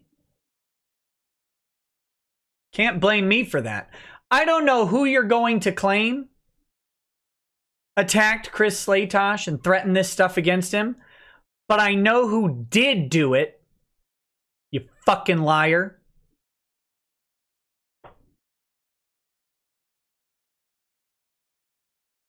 I know who actually did it.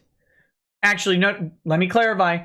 I don't know the specific person who did it, but I know which side did it.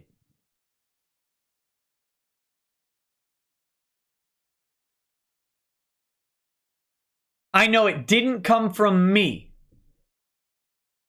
And I'm pretty sure it didn't come from Tug. I'm pretty sure it didn't come from Yellow Flash. I'm pretty sure it didn't come from anyone who was supporting Vic. Maybe it did. Prove it. Prove it. But I bet I know who actually did it. I certainly have a good inkling of who they're affiliated with. And it isn't me, and it isn't Vic.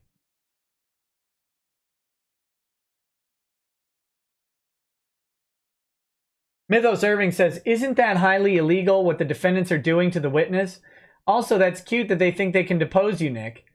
I imagine you'd fight all the way to the Supreme Court if you have to defend freedom of the press. Hashtag West Nile is best Nile. Oh, yeah. I don't think they're under any illusion that they can depose me anymore. They haven't noticed me for deposition or anything like that. They know how stupid that would be.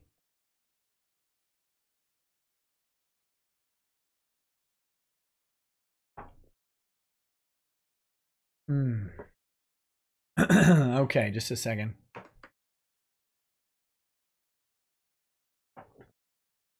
What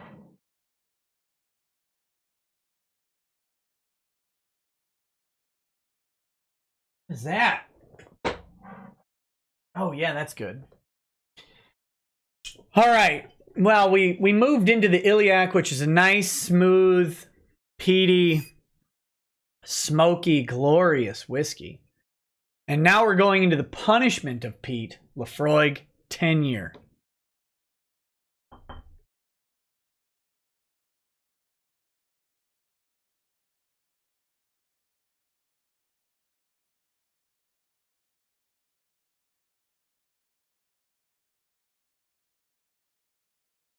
All right.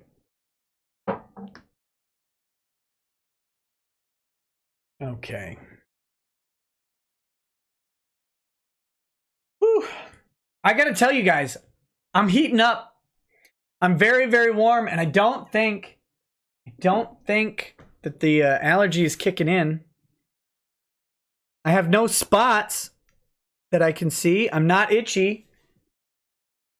We'll see after I drink this fire. It's liquid fire here.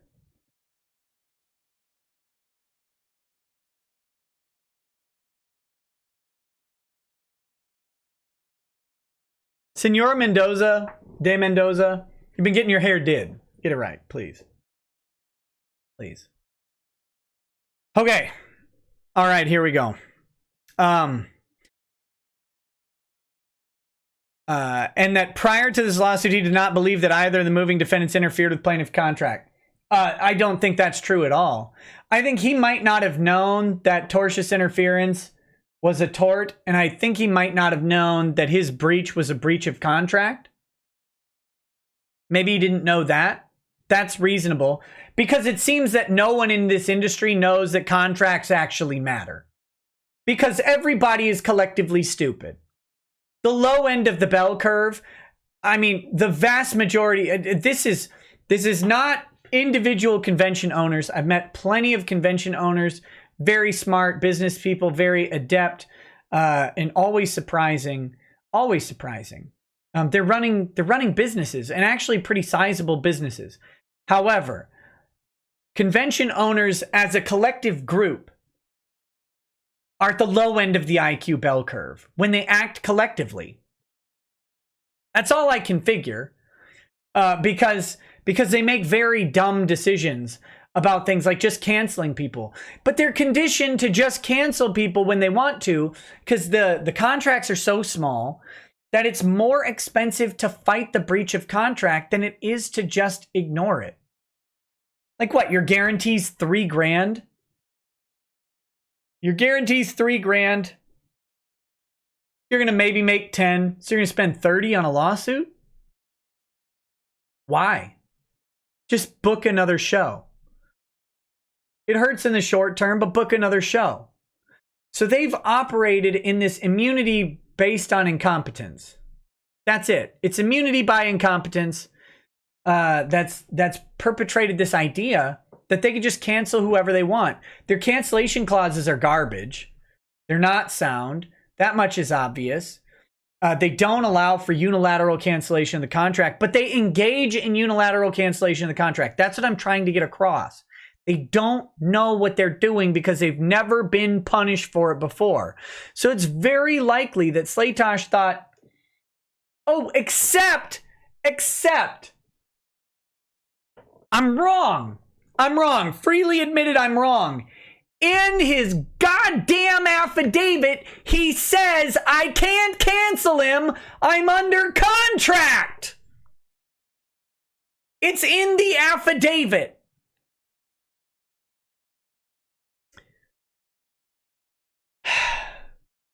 So how are you going to suggest that in the affidavit, when he asserts on the phone call, I said I can't cancel this guy, he's under contract, that he's going to say they didn't interfere with the contract? Weird. Mr. Slaytosh will also testify concerning the conduct of plaintiff, his counsel, and his agents through the litigation up to and including the fraudulent affidavit. It's not fraudulent. It was defective as to form. You liar. You wheezing moron. Ty admitted in court that he just thought he could notarize it by phone because he knew the defendants, he knew the people signing the documents, he knew their identity, and he wasn't up to date on what constitutes an in-person appearance for a notary. So you can call Ty dumb, you can say he was a bad notary, you can say he screwed up the notarization, you can do all sorts of things, but he attempted to rectify it. So calling it fraudulent is silly because he submitted unsworn declarations the next business day. He withdrew the affidavits prior to you filing anything in court. He immediately attempted to rectify it, and he honestly spoke in court about what happened about the incident. So you continuing to call them fraudulent affidavits is disingenuous at best. But we know you're never at your best. You're always at what? 40% of your best, right? Moving defendants asked the court to overrule plaintiff's objection to Texas Rules of Civil Procedure 176.3a as inapplicable to the notice. The subpoena attached to the notice does not compel Mr. Slaytosh to appear in a county that is more than 150 miles from his residence. Moving defendants asked the court to take judicial notice that Midland County shares a border with Ector County, the county of Slaytosh's residence. The border of Midland County is approximately 3.5 miles from Slaytosh's residence. Moving defendants also asked the court to overrule plaintiff's objection to time and place, as plaintiff fails to offer a reason why the proposed time and place is inconvenient, or to propose alternatives. And his footnote says, this also answers the complaint made by plaintiff's counsel that he was not consulted about dates or times. Mr. Beard had 5 days in which to suggest alternative dates and did not raise this issue until the motion to quash. He doesn't owe you an alternative date. Moving defendants counter that plaintiff's motion to quash was filed not so mysteriously just hours after defendants counsel once again sought to work with Mr. Slaytosh on the deposition date. Compare Lemoine affidavit.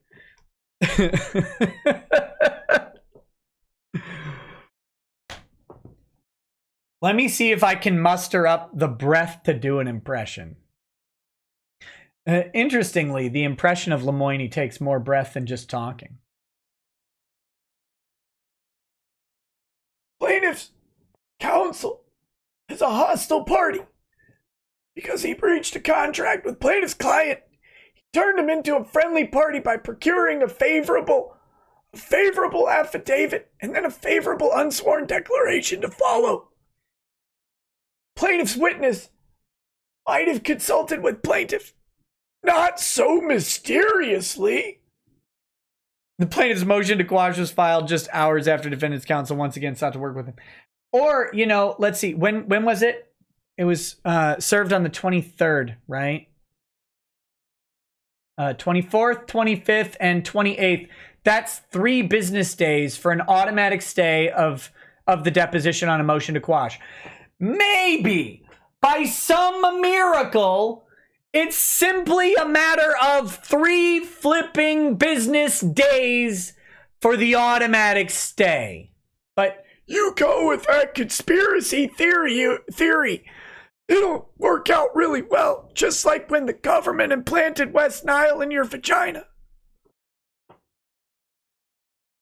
But you didn't say no, and you didn't resist, and you liked it, and you just went along with it. Ugh.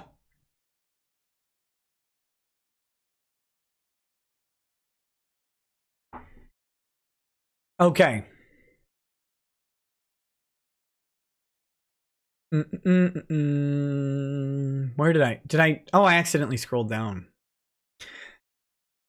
The court should overrule. Oh, wait, I scrolled down for this. Yeah, pointless. Court should overrule the assertion that moving defendants are attempting to harass and intimidate a non-party and drive up costs. But that's what you're doing. As A, without any merit or evidentiary support. Oh, fuck me, you idiot. That's the story of your whole thing. The whole thing. The accusations of perjury and suborning perjury. Where's your evidence or merit to that, you lying fatso?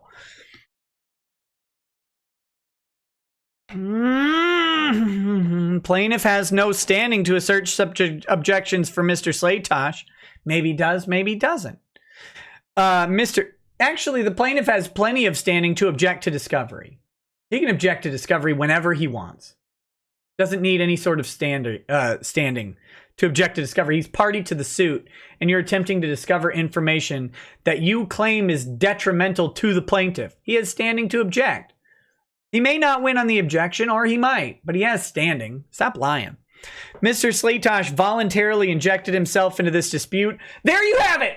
There it is. Me Too waiting to happen. The rape accusation has come on. He voluntarily injected himself. And plaintiff does not have to attend the deposition if he's seriously concerned about his own costs. Why are you lying about this? You know you're going to claim these as your costs. You know you're going to claim them as costs to be imputed upon the plaintiff under the statute. You lying fucking coward. God, you're disgusting.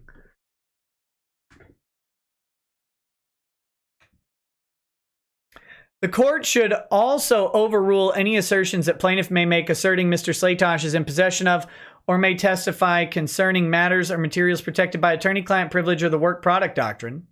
Why should they do that? Considering Mr. Slaytosh is not a party to this dispute, his communications with plaintiff, plaintiff's counsel, or anyone else purporting to represent plaintiff are not privileged. Are you sure? Are you sure about that? Maybe they're not. Maybe they are. Do you know?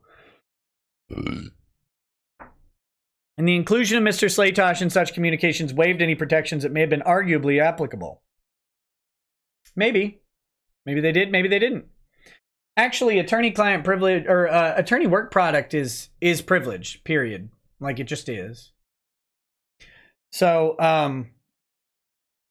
and you can share attorney work product with allies. That's in the rule. That work product can be shared with allies, and associates and a list of other people outside of direct attorney-client relationships. So that's not true. You're just flatly misrepresenting the protection. And you know it. Because Lemoine is not a bad lawyer. He's a scumbag lawyer. There's a big difference. There's a big difference between being a bad guy and a piece of shit.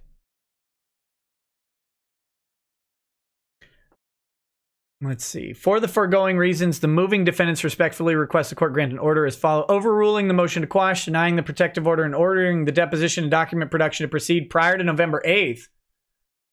I don't know if you're going to get a hearing on that. That'd be fast. And award moving defendants such other and further relief to which they may be justly entitled. I mean, you're going to have to get a hearing on it. I don't think you're going to get a hearing prior to November 4th when you got to file your stuff, right? Should have probably filed this right away. Did Lemoine do his job? Or was Lemoine wheezing on the sidelines?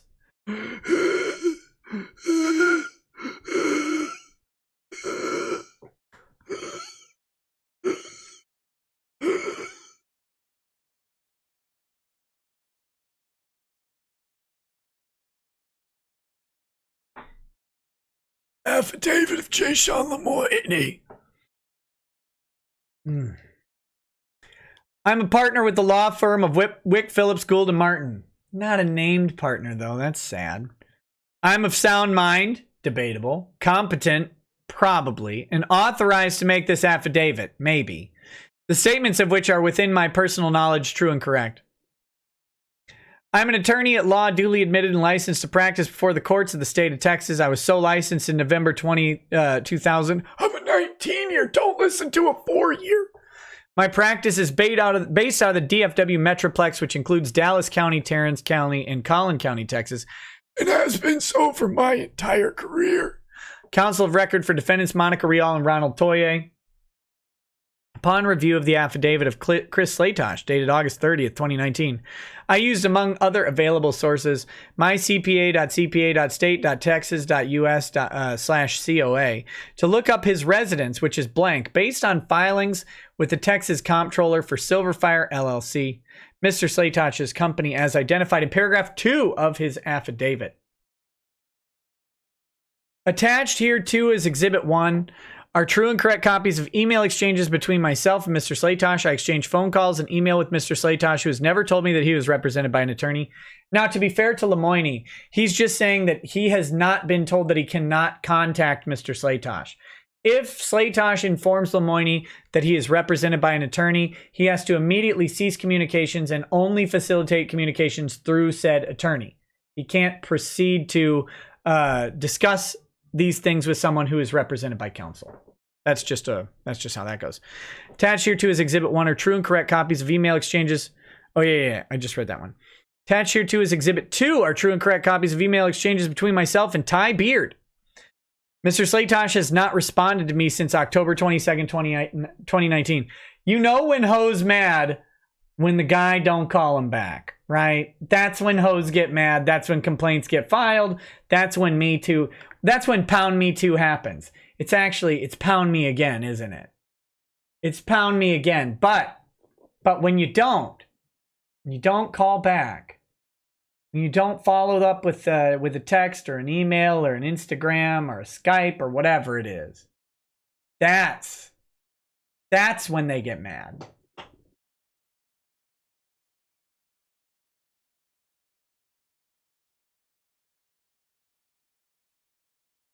At no time prior to October 28th, 2019, has plaintiff's counsel complained of the location of Mr. Slaytosh's deposition, which he was under no duty to do, or asked that I move the deposition to another date. He's not asking for another date. It was pretty clear he's asking to quash and protective order, canceling the deposition in its entirety as improper.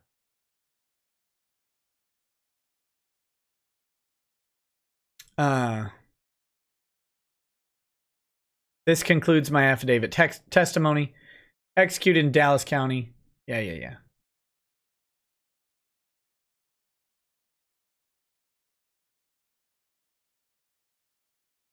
I won't make that joke. Never mind. Exhibit 1 from Sean Lemoine. We've got... Okay, I got to go down and get these in reverse order here. Oh, I thought it said love. Sorry. October 22nd. October 19th. So here's Exhibit 1. Mr. Slaytosh, I would like you to have your lawyer call me on Monday or Tuesday. Hey, Sean. This is from Chris. Feel free to relay anything you'd like here. I'll make the decision as to the direction I choose to take. Thanks. He says, I would like you to agree to a deposition next week, beginning of the following week. And I would like to see your text emails with Nick Rekieta and Ty Beard or his firm. You're never getting those communications. I hold so many things over Chris Slaytosh. I will dox him or whatever. That's a joke. That's a joke because Lemoine already doxed him. That's the joke before YouTube freaks out, okay? I will prevent him from releasing all communications. You'll never get them. You'll never get them. They're in the hole of Ronald Toye's rectum already. We have a deadline. We have a deadline to submit evidence for sanctions against Vic Mignogna. You are a key witness.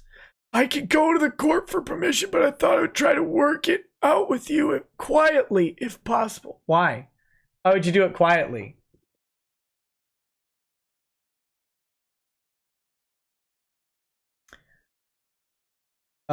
And then, so that was October 19th. Following up to see which direction you have chosen. Slaytosh says, give me a call when you get a chance. Tried to reach you today. This is on October 22nd. Thanks. Sorry, I'll call tomorrow afternoon.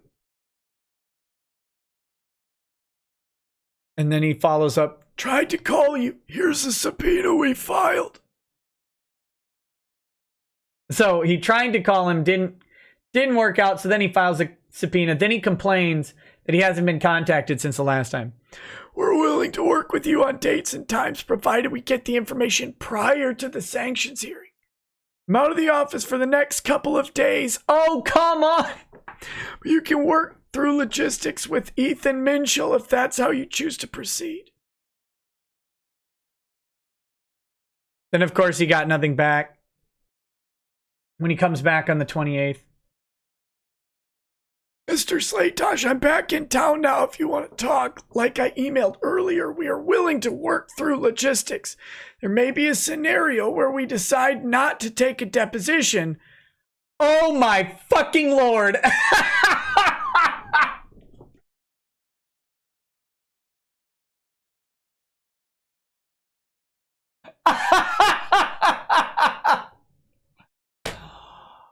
Oh my god! Guys! This motherfucker is sitting here accusing people. He's accusing Ty of threatening this guy. Right? He's accusing Ty and Vic whoever, me, I guess, of threatening Slaytosh. So he subpoenas him, he notices him for deposition, and then he puts in the goddamn email that he sends to the court. Well, maybe we can work this out. Like a mafia dog. Well, maybe if you do us a favor and jerk me off, I'll jerk you off too. Oh my God. He put it in the email and then sent it to the court.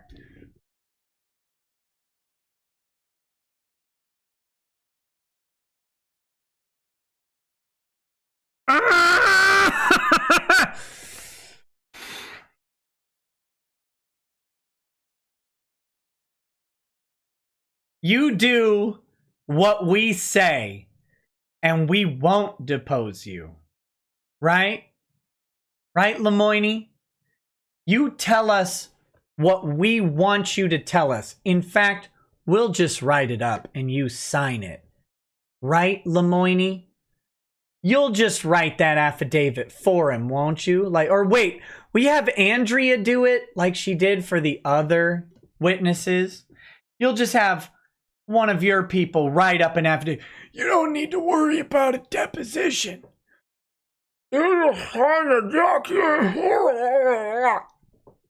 Just sign the affidavit we write and everything will be fine. You transparent cuckbag.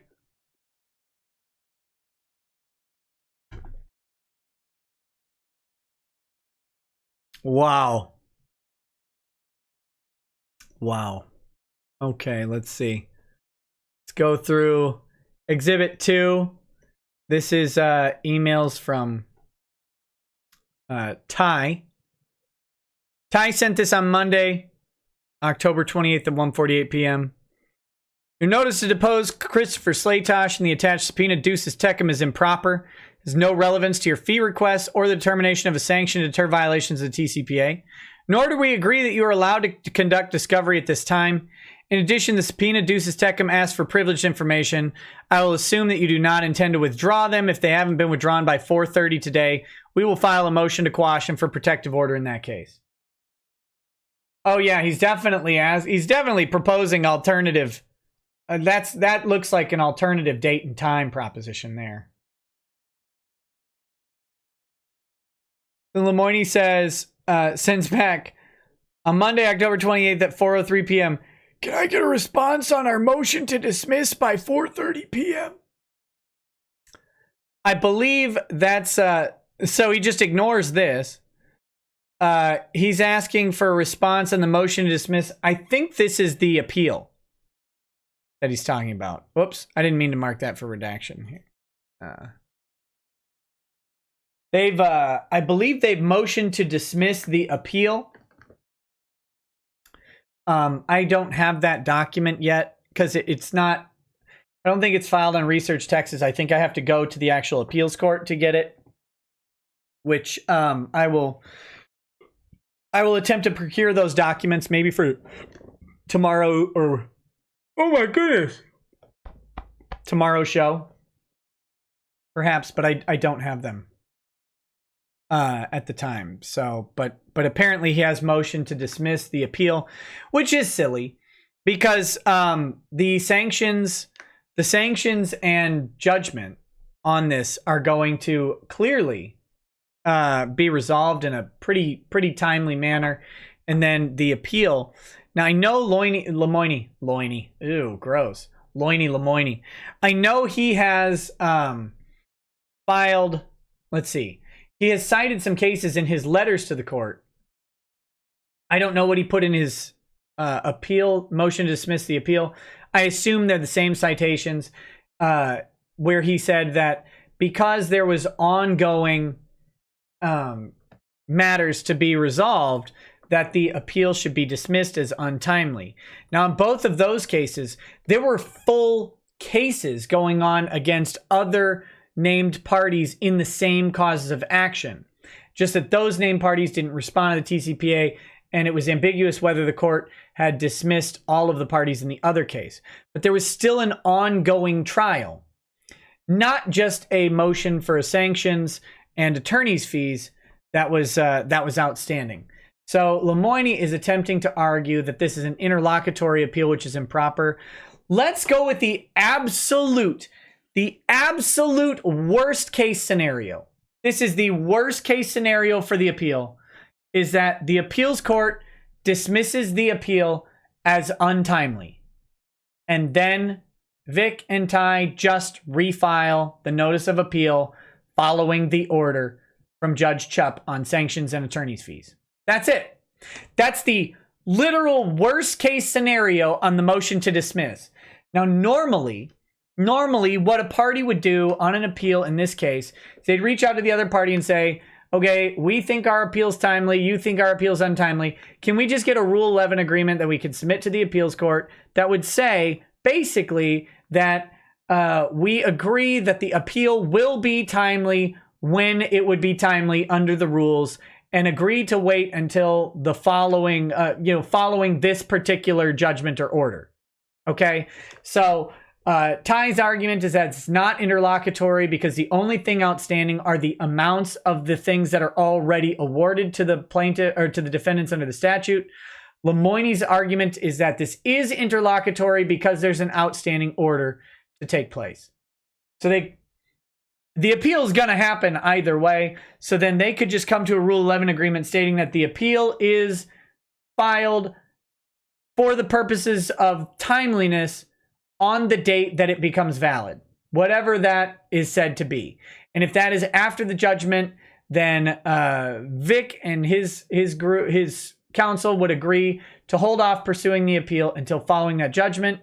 They could work all this out and put it in the Rule 11 agreement. We'll agree that the appeal can just remain dormant. We'll submit this to the appeals court and we'll activate it when the final judgment comes in on those costs and attorney's fees. That's how normally you'd happen. But you've got very hostile parties involved in this. And so you're not getting those agreements anymore. But filing a motion to dismiss the appeal is improper, is silly, because, I mean, I guess the appeal court could go ahead and grant that motion and dismiss the appeal, and they'll simply refile it following the final judgment. That's it. They'll simply refile it.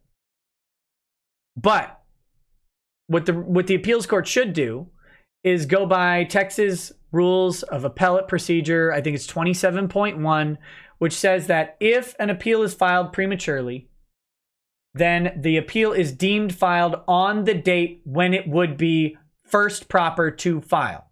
That's it. So then the notice of appeal would go into effect whenever the appeals court says it should go into effect, effectively. But yeah, so there you go. So let's take a look at this proposed. That's oh wait, there's another exhibit B. This is the affidavit of Chris Slatosh. Let's go back through this and remind everyone what Lemoine is so scared of. JCF Data says, how can I send you a link to the appeal doc? You can send it to me at rekieta.org, but I don't think we're going to have time to go through it tonight because, we're already past 1 a.m. and we've got the wrap up of this document, the next document, and then Superchats.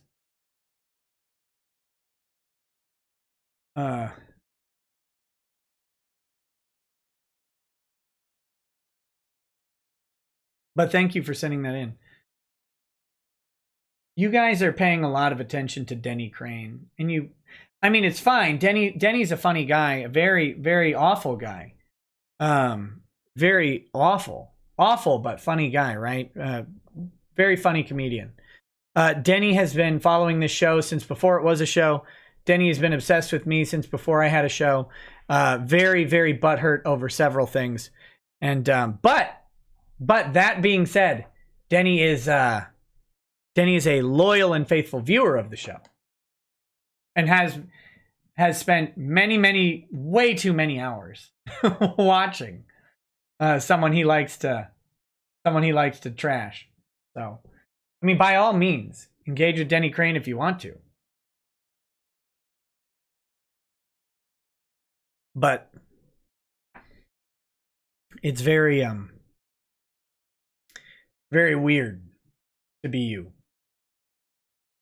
So the affidavit of Christopher Slatosh. On this day, Slatosh personally known to me to be the affiant herein, appeared before me, blah, blah. So this is, of course, the fraudulent portion that they're talking about. Get rid of that. I don't need to retract anything else. This, go away. No! I don't want to zoom and enhance. So this is the portion that they're talking about, the fraudulent affidavits. Oh my God. Get out of here. I just want this window to go. There we go. So this is what they're talking. How did it? All right. Never mind. The highlighting doesn't work.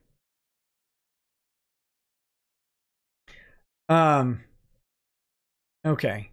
They're saying that he wasn't appeared before me and sworn in according to law.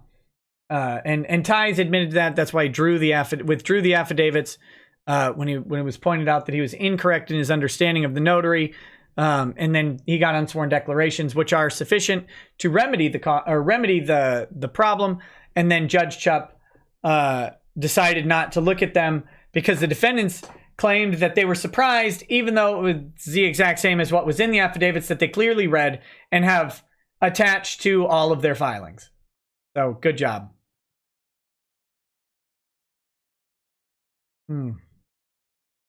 My name is Slaytosh. I live in Ector County, Texas. Facts are true and correct. I and my company, Silverfire, owners of Kamehacon, an anime convention. The agreement attached as Exhibit A was a binding contract between Silverfire and Victor Mignogna, providing for his appearance at Kamehacon on April 12th to 14th, 2019. See why they can't include this affidavit, right? They can't do it because attached to the affidavit is a contract that was interfered with. And that's why Chupp couldn't include the affidavit or the unsworn declaration. Couldn't do it.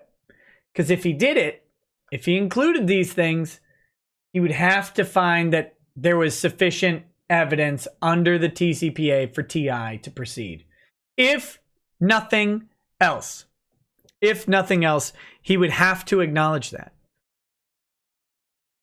The listed date for Kamehacon is incorrect in the agreement. It should have been April 12th to 14th, 2019, but both parties understood. I believe it's listed as April 12th to 14th, 2018 on the document, but April 12th to 14th, 2018 was not the date of the prior year Kamehacon. I think it happened in March, so not even the same month. So it's just what's called a scrivener's error. Monica Rial was also scheduled to appear at Kamehacon on April 12th to 14th, 2019. February 2019 through April 11th, I had several conversations with Ronald Toye and Rial by telephone and numerous text message conversations with Toye. Exhibit B is a true and accurate copy of the text messages exchanged between us. In these conversations, Toye repeatedly asserted that Vic was a sexual predator and that criminal charges would soon be filed against Vic. Toye urged me repeatedly to terminate Vic's appearance. I told him that this would breach the contract with Vic.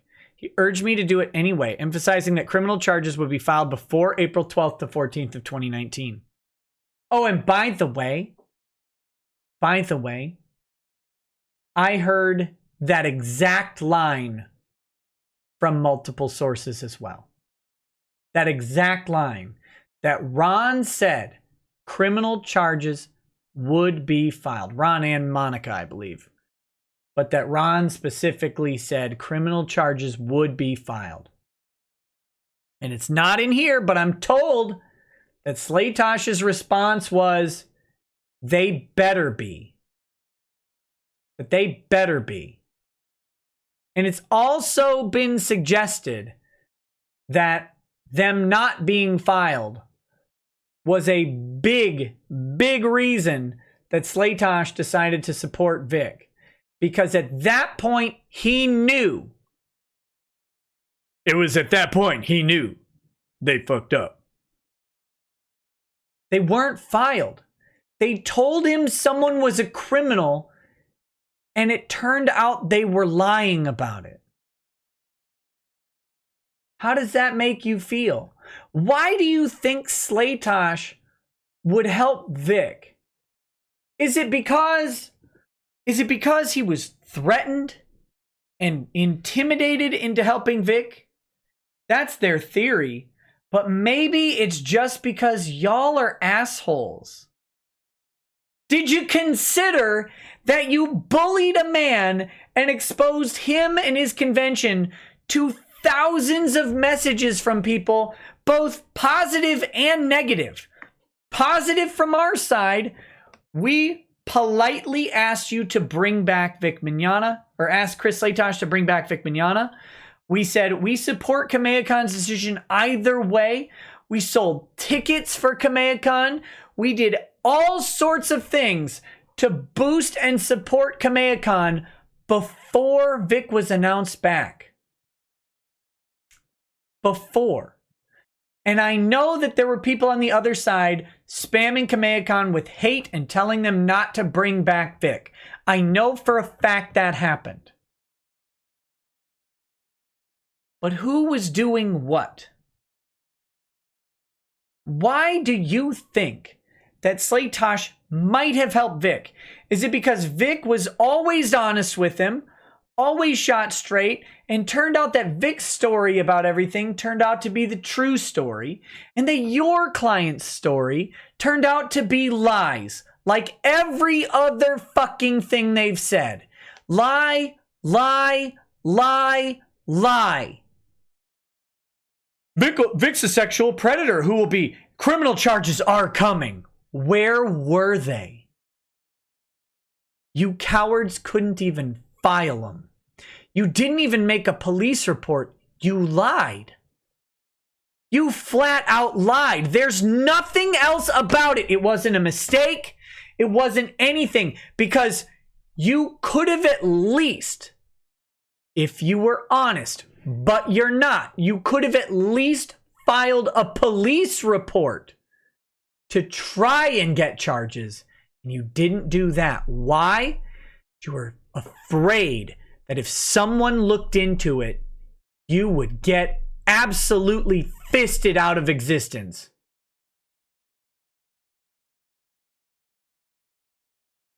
You'd get fisted so hard your intestines would be dragging 2 feet behind you.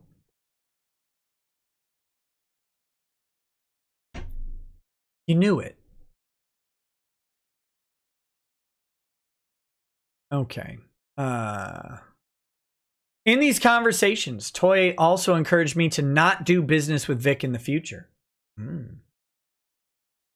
I participated in a telephone conversation with Rial in which she repeatedly asserted that Vic was a sexual predator and the criminal charges would soon be filed against him.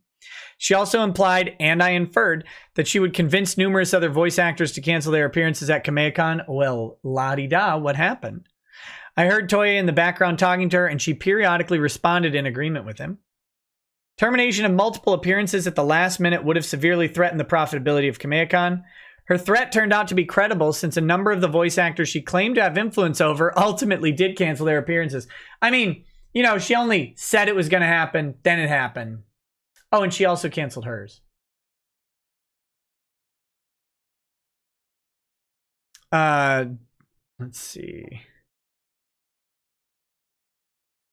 Rial and Toye were aware that a contract had been executed between Silverfire and Vic because I informed both of them of that fact, and they repeatedly urged me to have Silverfire breach the contract. Toye also clearly implied that his company would withdraw a promised sponsorship worth $25,000. Silverfire did not breach its contract with Vic. The sponsorship ultimately did not materialize. Of course it didn't. Why would it? Silverfire did breach its contract with Vic by canceling his appearance after being threatened with litigation from Vic's counsel. Wait a minute. After being... did breach its contract with Vic by canceling its appearance. So, wait, they're big... It's right here! We think that they threatened him with litigation. Well, they clearly did! Right there. After being threatened with litigation from Vic's counsel. It's in the document.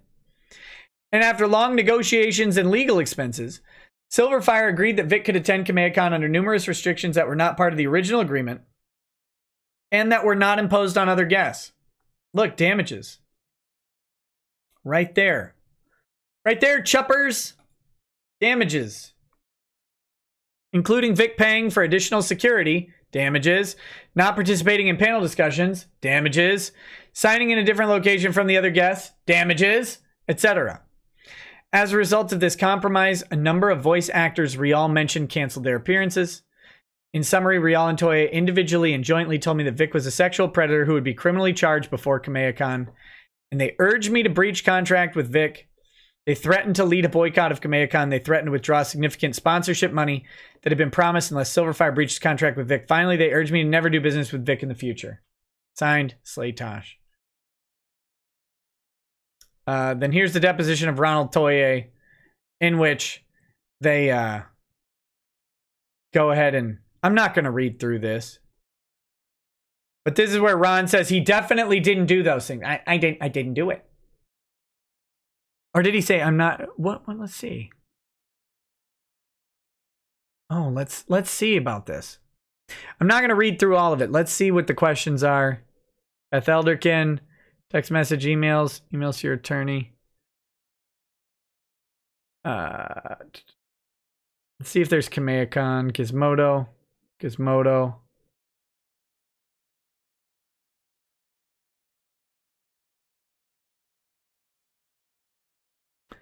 I don't recall all their names, but I know I've met Chris Slaytosh, so he brings him up in deposition. Anybody else? Did you send text messages to Chris Slaytosh? Yes. Did you state in those text messages that charges had been filed against Vic Mignogna? I don't know. Hey, remember Law Twitter freaking out over and over that I don't know from Stan Dolan isn't a denial. It's not a denial. This isn't a denial. Did you imply that? I don't know. I can't remember. Not a denial. Can you remember anything you said about Vic Mignogna? That he assaulted my fiance and a few of my close friends. Okay, so he said that. Okay, did you urge him to drop Vic Mignogna as a celebrity? Scratch that. What do they call them? Guest. Yeah, sorry. No. Oh, he says no. Let me rephrase that. Did you urge him to terminate Vic Mignogna's appearance at Kamehacon? No. Well, Ron perjured himself. Judging by the exact same logic that they're accusing of Slaytosh, Ron must have perjured himself. He was threatened with a lawsuit. He's in a lawsuit. His testimony is contradicted by a witness. Must have perjured himself, right? Didn't suggest that he do that. Not that I can think of. That's not a denial. Did you threaten him with any consequences if he failed to do that? I didn't threaten him at anything. Did you say that you would withdraw financial support if Vic Mignogna continued to be a guest? There's some parts of that text message where he had not messaged me back in 10 days, never gave me a sponsorship package, any information about anything. So, of course, in traditional cuckold fashion, Ron is upset that he didn't get the package. He wanted a package, and he didn't get one. Now we know why he's mad. Any information about anything? So with that, and in addition to a man being there that assaulted my fiance, it's right there! I wasn't going to engage with the conversation anymore. It's right in there. He admits that he withdrew the sponsorship deal in part, at least, because Vic was coming. He conditioned the sponsorship deal on the fucking attendance in his own deposition.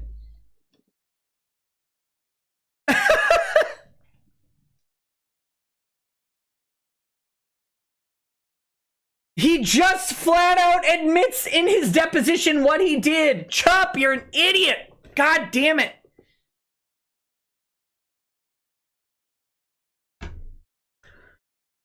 But there had never been any talks of any monetary benefit, any sort of packet whatsoever.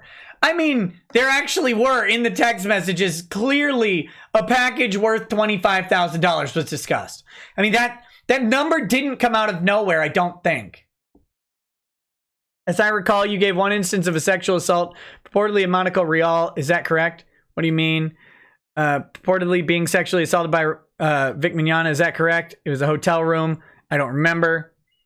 Tell me about you, the assault that you believed. Okay. So this is getting past Kamehacon.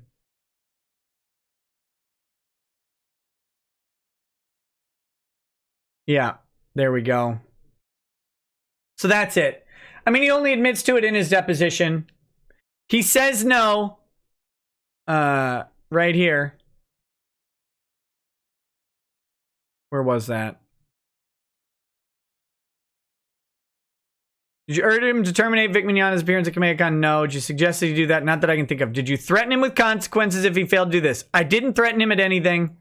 And then right away, he says, in addition to a man being there that assaulted my fiance, I wasn't going to engage with the conversation anymore but there had never been any talks of any monetary benefit. So he literally says, I ghosted him because he brought Vic. It's right there.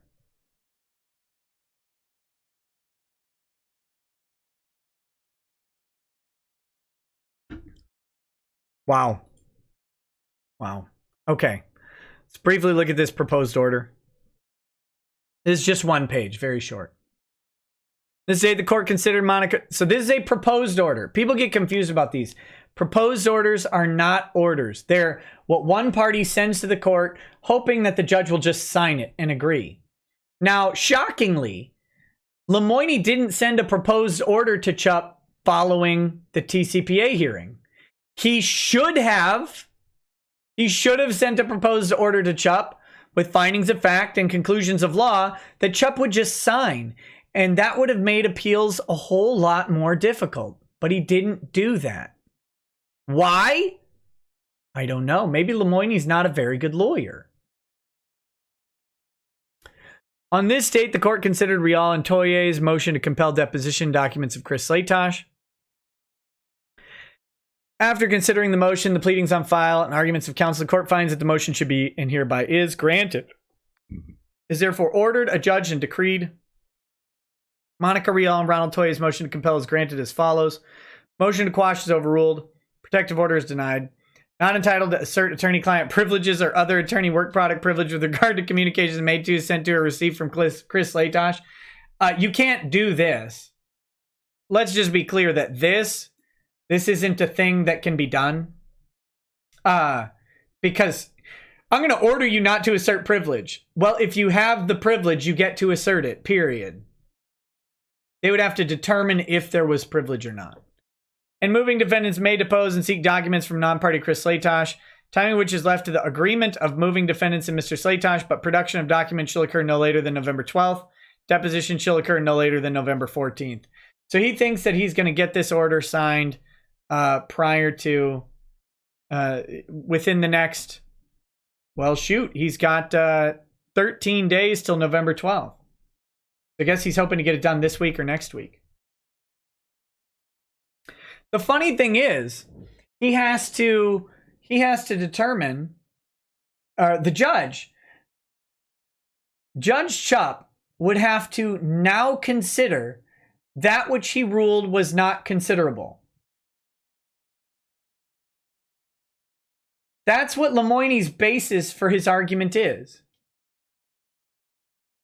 Judge, I need you to go back and look at the affidavit that was withdrawn, that you disregarded in your order. I need you to now regard that affidavit and determine that perjury occurred that adversely affected my client. That's the argument. Think through that for a second. Judge, I need you to go back and consider evidence that you refuse to consider for my purposes, but not the other party. After the fact. Even though that evidence would tend to indicate that certain things should not be dropped.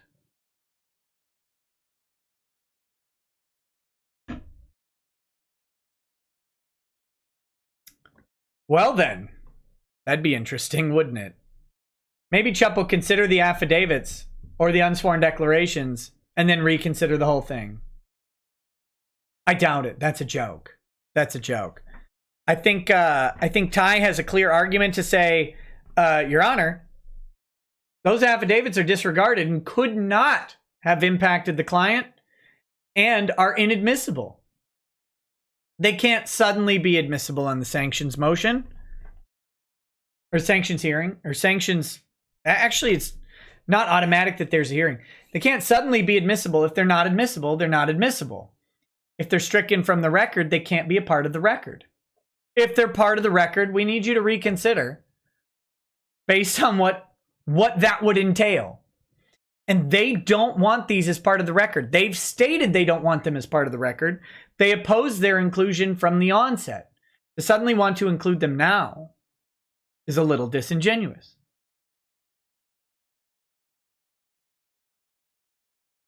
Yeah, Chup can overrule his own ruling. I don't think he will.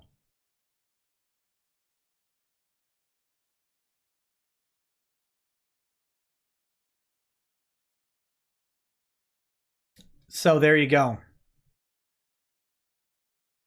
There you go. That's the documents we have for today. They're not the best arguments. They sure look like they're intended to harass and intimidate a witness, punish a witness. They look like they're intended to whatchamacallit.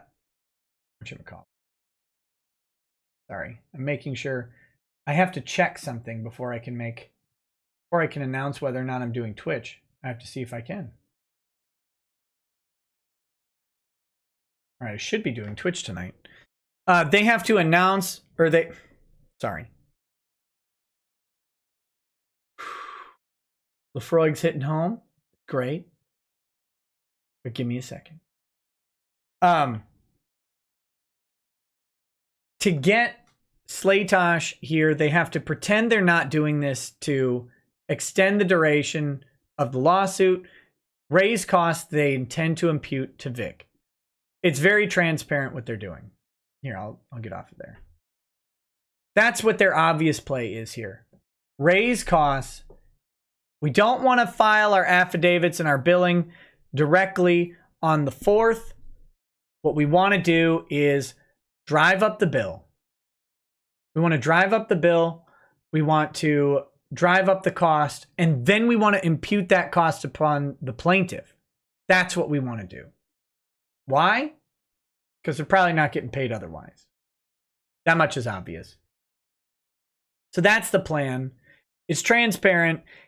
He's asking the judge to consider evidence that isn't considered and isn't part of the record. He's asking the judge to determine that evidence is admissible that the judge has already determined is inadmissible. And that will present the judge with a massive quandary. I think Chup is likely to ignore the affidavit and make the determination on discovery absent the affidavit. He'd have to. He'd have to say, yeah, you can subpoena this guy because he's a non-party, blah, blah, blah. You have this much time to do it. Although I think it's outside the rules, you know, whether or not Chup follows the rules that can be dealt with on appeal. He already knows an appeal's coming. But he's got to disregard the affidavits. He has to. For his own integrity, he has to disregard the affidavits. He has to say, no, these affidavits were withdrawn. You opposed their inclusion. You don't get to suddenly now say that they're part of the record when it's convenient to you. Either they're part of the record or they're not.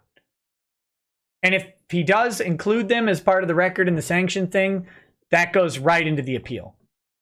It says, the court refused to consider these documents, but then considered these documents. So, which one is it? You don't get to have everything for the benefit of one party. And Chup's already got a problem with that because he accepted the binder. He accepted the binder of Lemoine, but didn't accept the binder of Ty and his team.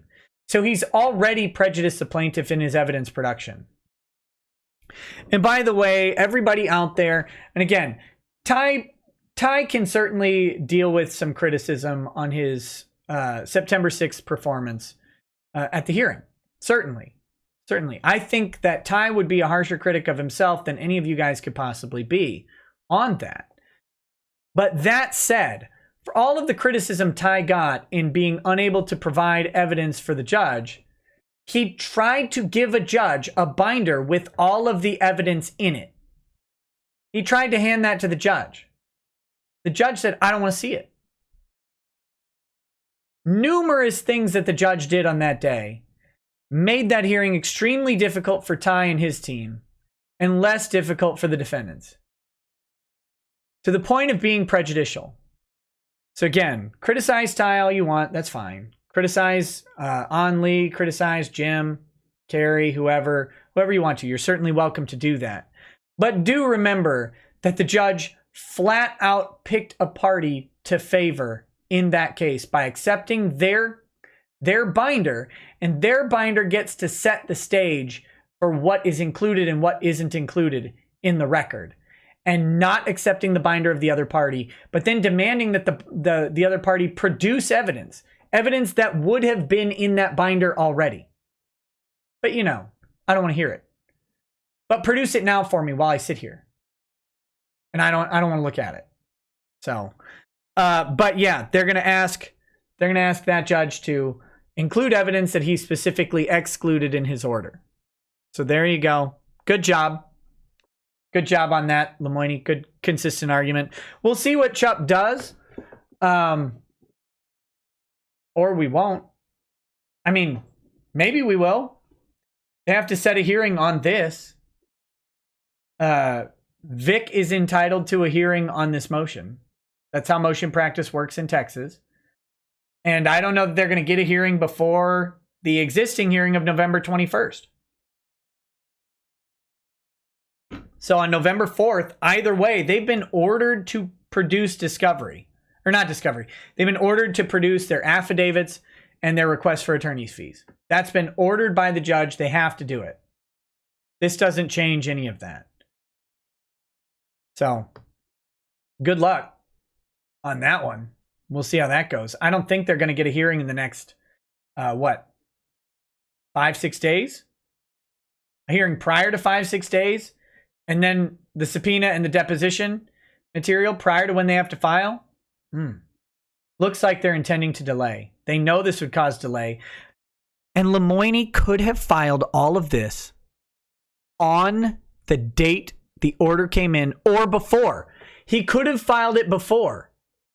Or he could have filed it on the date of the order. He chose not to. Why? I think he's worried about that appeal because he knows that there's a good chance the appeals court overturns him. There's several opportunities for the appeals court to, at the worst, remand the case back to Chup and have a do-over. But even if they don't do a do-over, there's a less likely chance, but still probable, or I should say possible. I don't know if it's probable. Plausible, we'll say. Between probable and possible is plausible.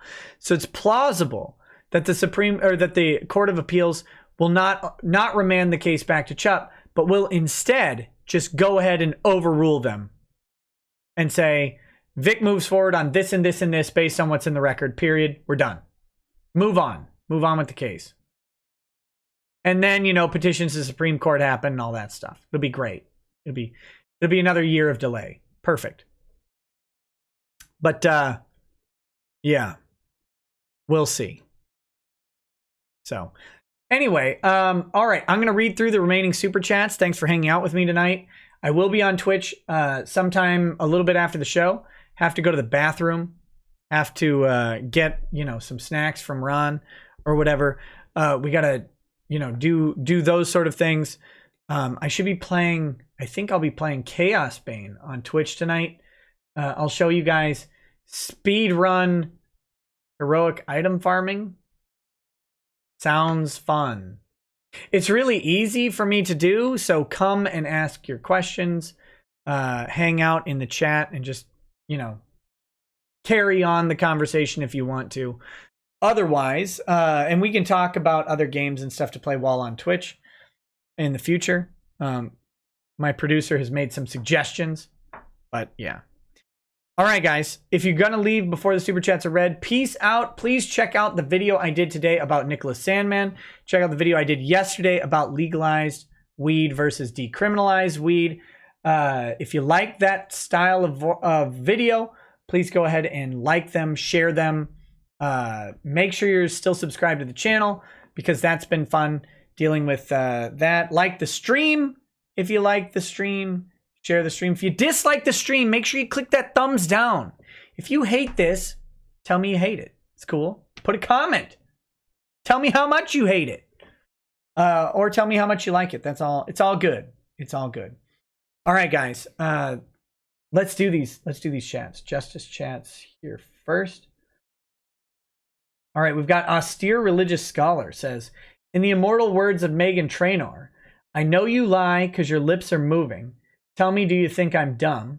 I might be young, but I ain't stupid. Talking around in circles with your tongue in memorandum of shame's share. I don't know if that last part was in the immortal words of Megan Trainor. Jay says, seems like an attempt to burn everyone who came out against them in any capacity. Of course it is. Of course it is. And they've been doing it since it happened. Why do you think Chuck Huber says in his affidavit that he's afraid of the repercussions for him and his family? Because everybody's afraid of the repercussions. Because these weirdo weebs, and I mean the voice actor weebs, are playing at mafia. They think that they've built something that no one else could build. They think that they have skills and talents that no one else possesses. Despite their disturbing lack of business acumen, despite having to be acquired by a company who can actually distribute products, they've shown over and over that they are incompetent. Yet, they hold themselves out as having some sort of special ability. And that special ability is what they leverage against people. Why do you think I don't have an interview with Stephanie Nadolny on a live stream? It was already put out there. Chris Sabat flat out told someone that he talked to Nadolny and cleared everything up. Flat out said it on Twitter. Well, he said it in a private message on Facebook. It was leaked to Twitter, right? Why do you think we don't have that discussion? Why do you think that so many people are afraid to go public with their support of Vic? Talk to numerous people who support him in private, support his rights, and say, please, dear God, keep my name out of it. People you'd recognize. Why? What happens the moment they come out? They get bombarded. Their agents get bombarded. The venues that book them get bombarded. Their employers, the deals they're working on, the shows they're working on, they all get bombarded immediately. There's no organized thing against Vic.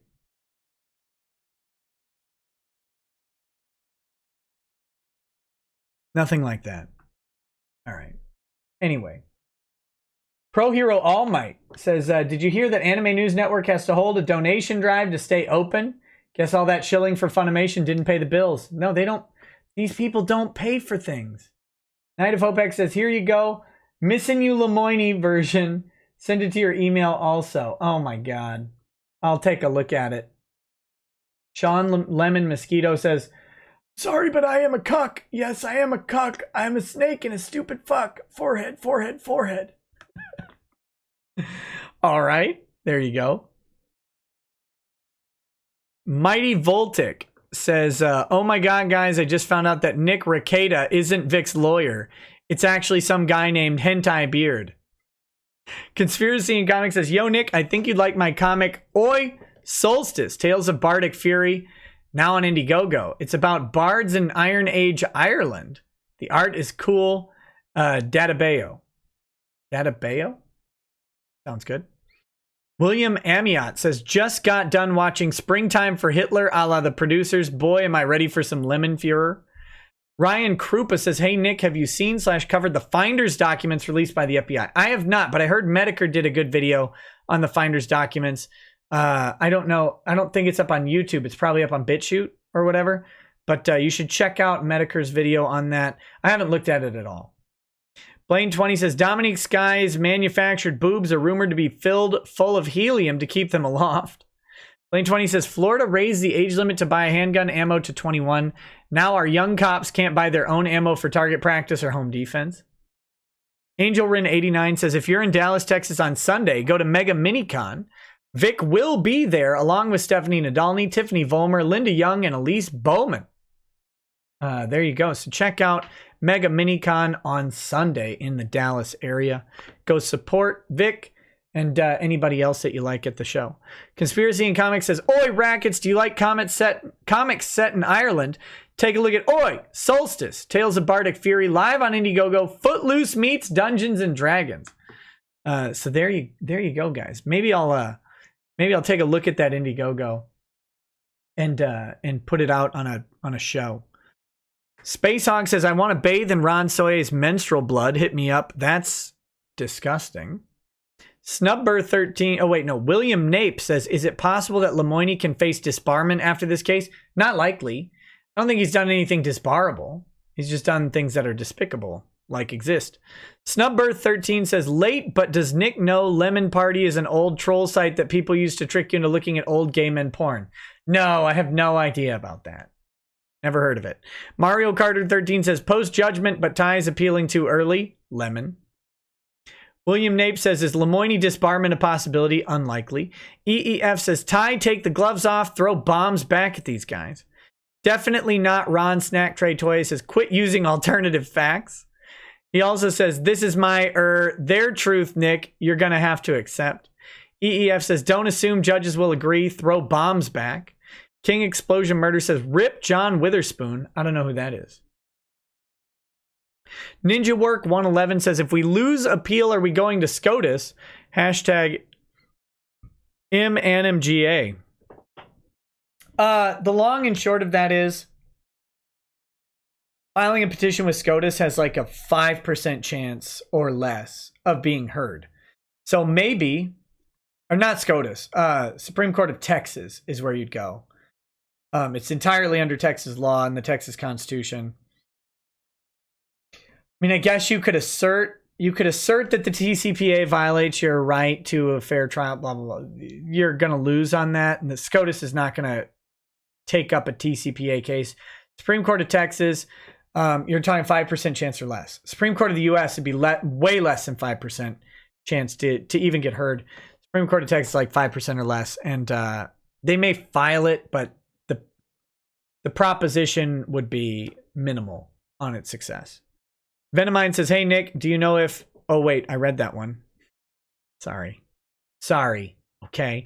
Digital Zero says, Nick, have you ever tried Suntory Hibiki? I have. Trying to figure out if I should open this bottle of 17 since they don't make it anymore. I've tried the Hibiki Suntory. I've not tried the Hibiki 17 year. The Suntory's good.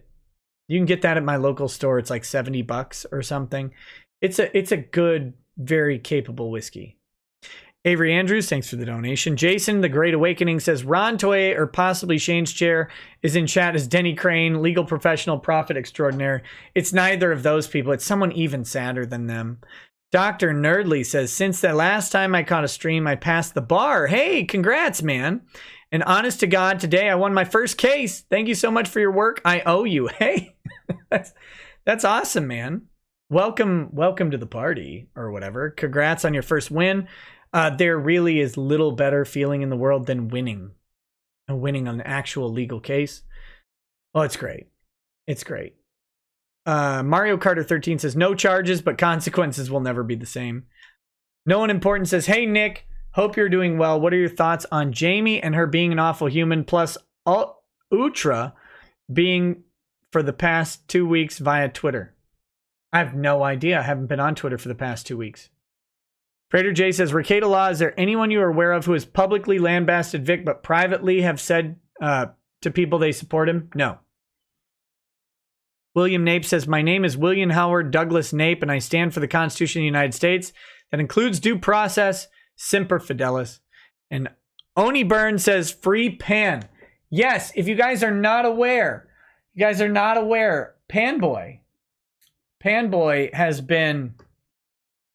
has been charged with a crime of aggressive memeing.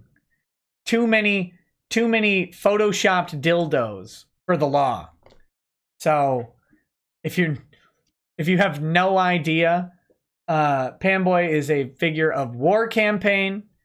War Campaign is watching the criminal charges against Panboy very seriously because of aggressive dildo memes. It's pretty crazy. I hope beyond hope that the charges will be dismissed as ridiculous. I don't know who Panboy's lawyer is, but they will be, I would assume, would be filing a motion to dismiss criminal action for lack of an articulable criminal offense, right? It's memes on the internet. It's a violation of free speech. And you may not like rainbow dildos being on everything. You don't have to like that at all. It would be, you know, very very weird or very normal to not like them. Hold on. What do we got here? Very normal to not like dildos, and that's rainbow dildos on your, you know, memed against you.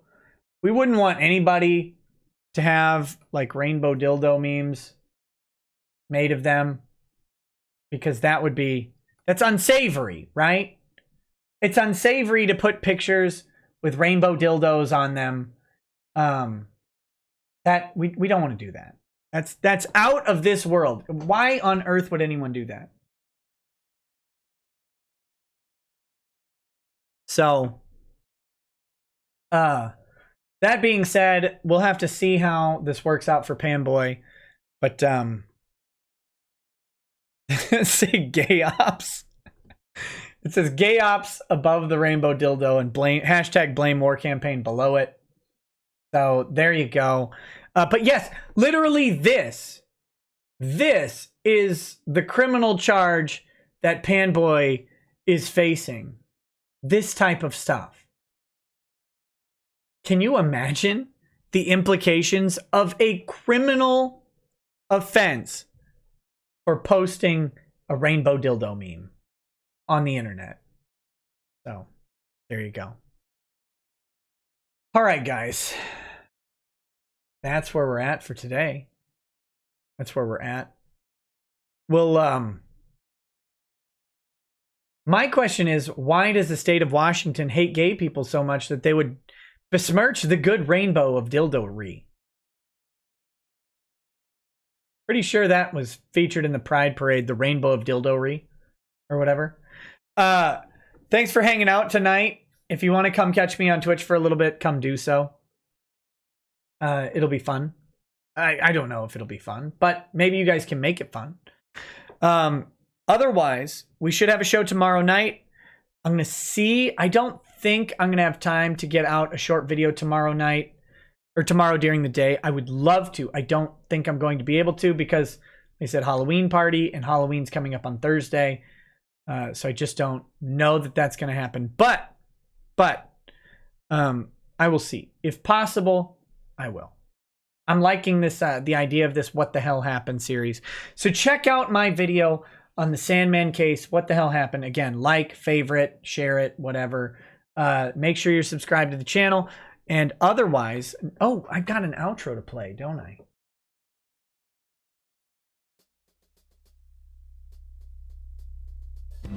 Oh, that's a little loud. Loud if the mic's picking it up.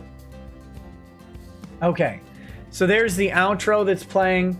No one important says, long and short is that Jamie is egging people on by tweeting about cancel culture, freeing China, and secret agendas of changing anime scripts. Well, Jamie Markey is an idiot. She's also fat and ugly. So who cares? These people's credibility is still really damaged. You notice Fate Grand Order, the cast list from Fate Grand Order has been released.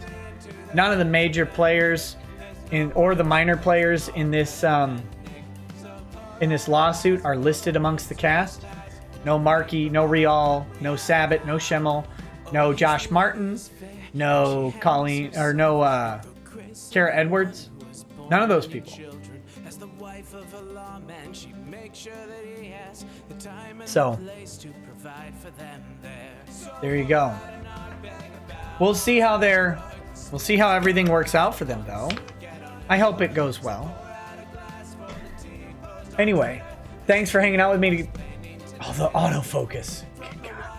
Thanks for hanging out with me tonight, guys. I'll see you over on Twitch, or I'll see you tomorrow. Have a good night. Peace. Peace.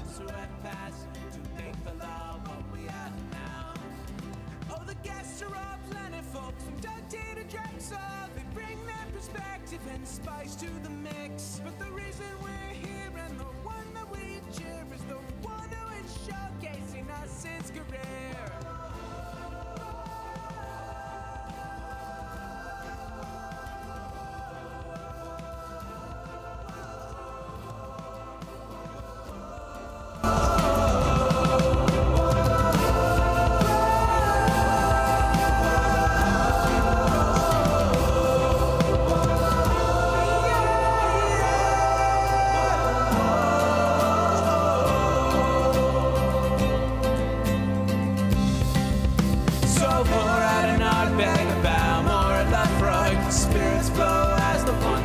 Get unemployed, so pour out a glass for the tea. Post on Twitter as we hear lawsplaining tonight. From the white shores of Nan to the hills of Glenlivet, there's no one who explains the law better than Nick. So pour out a glass for the ones who have passed to make the law what we have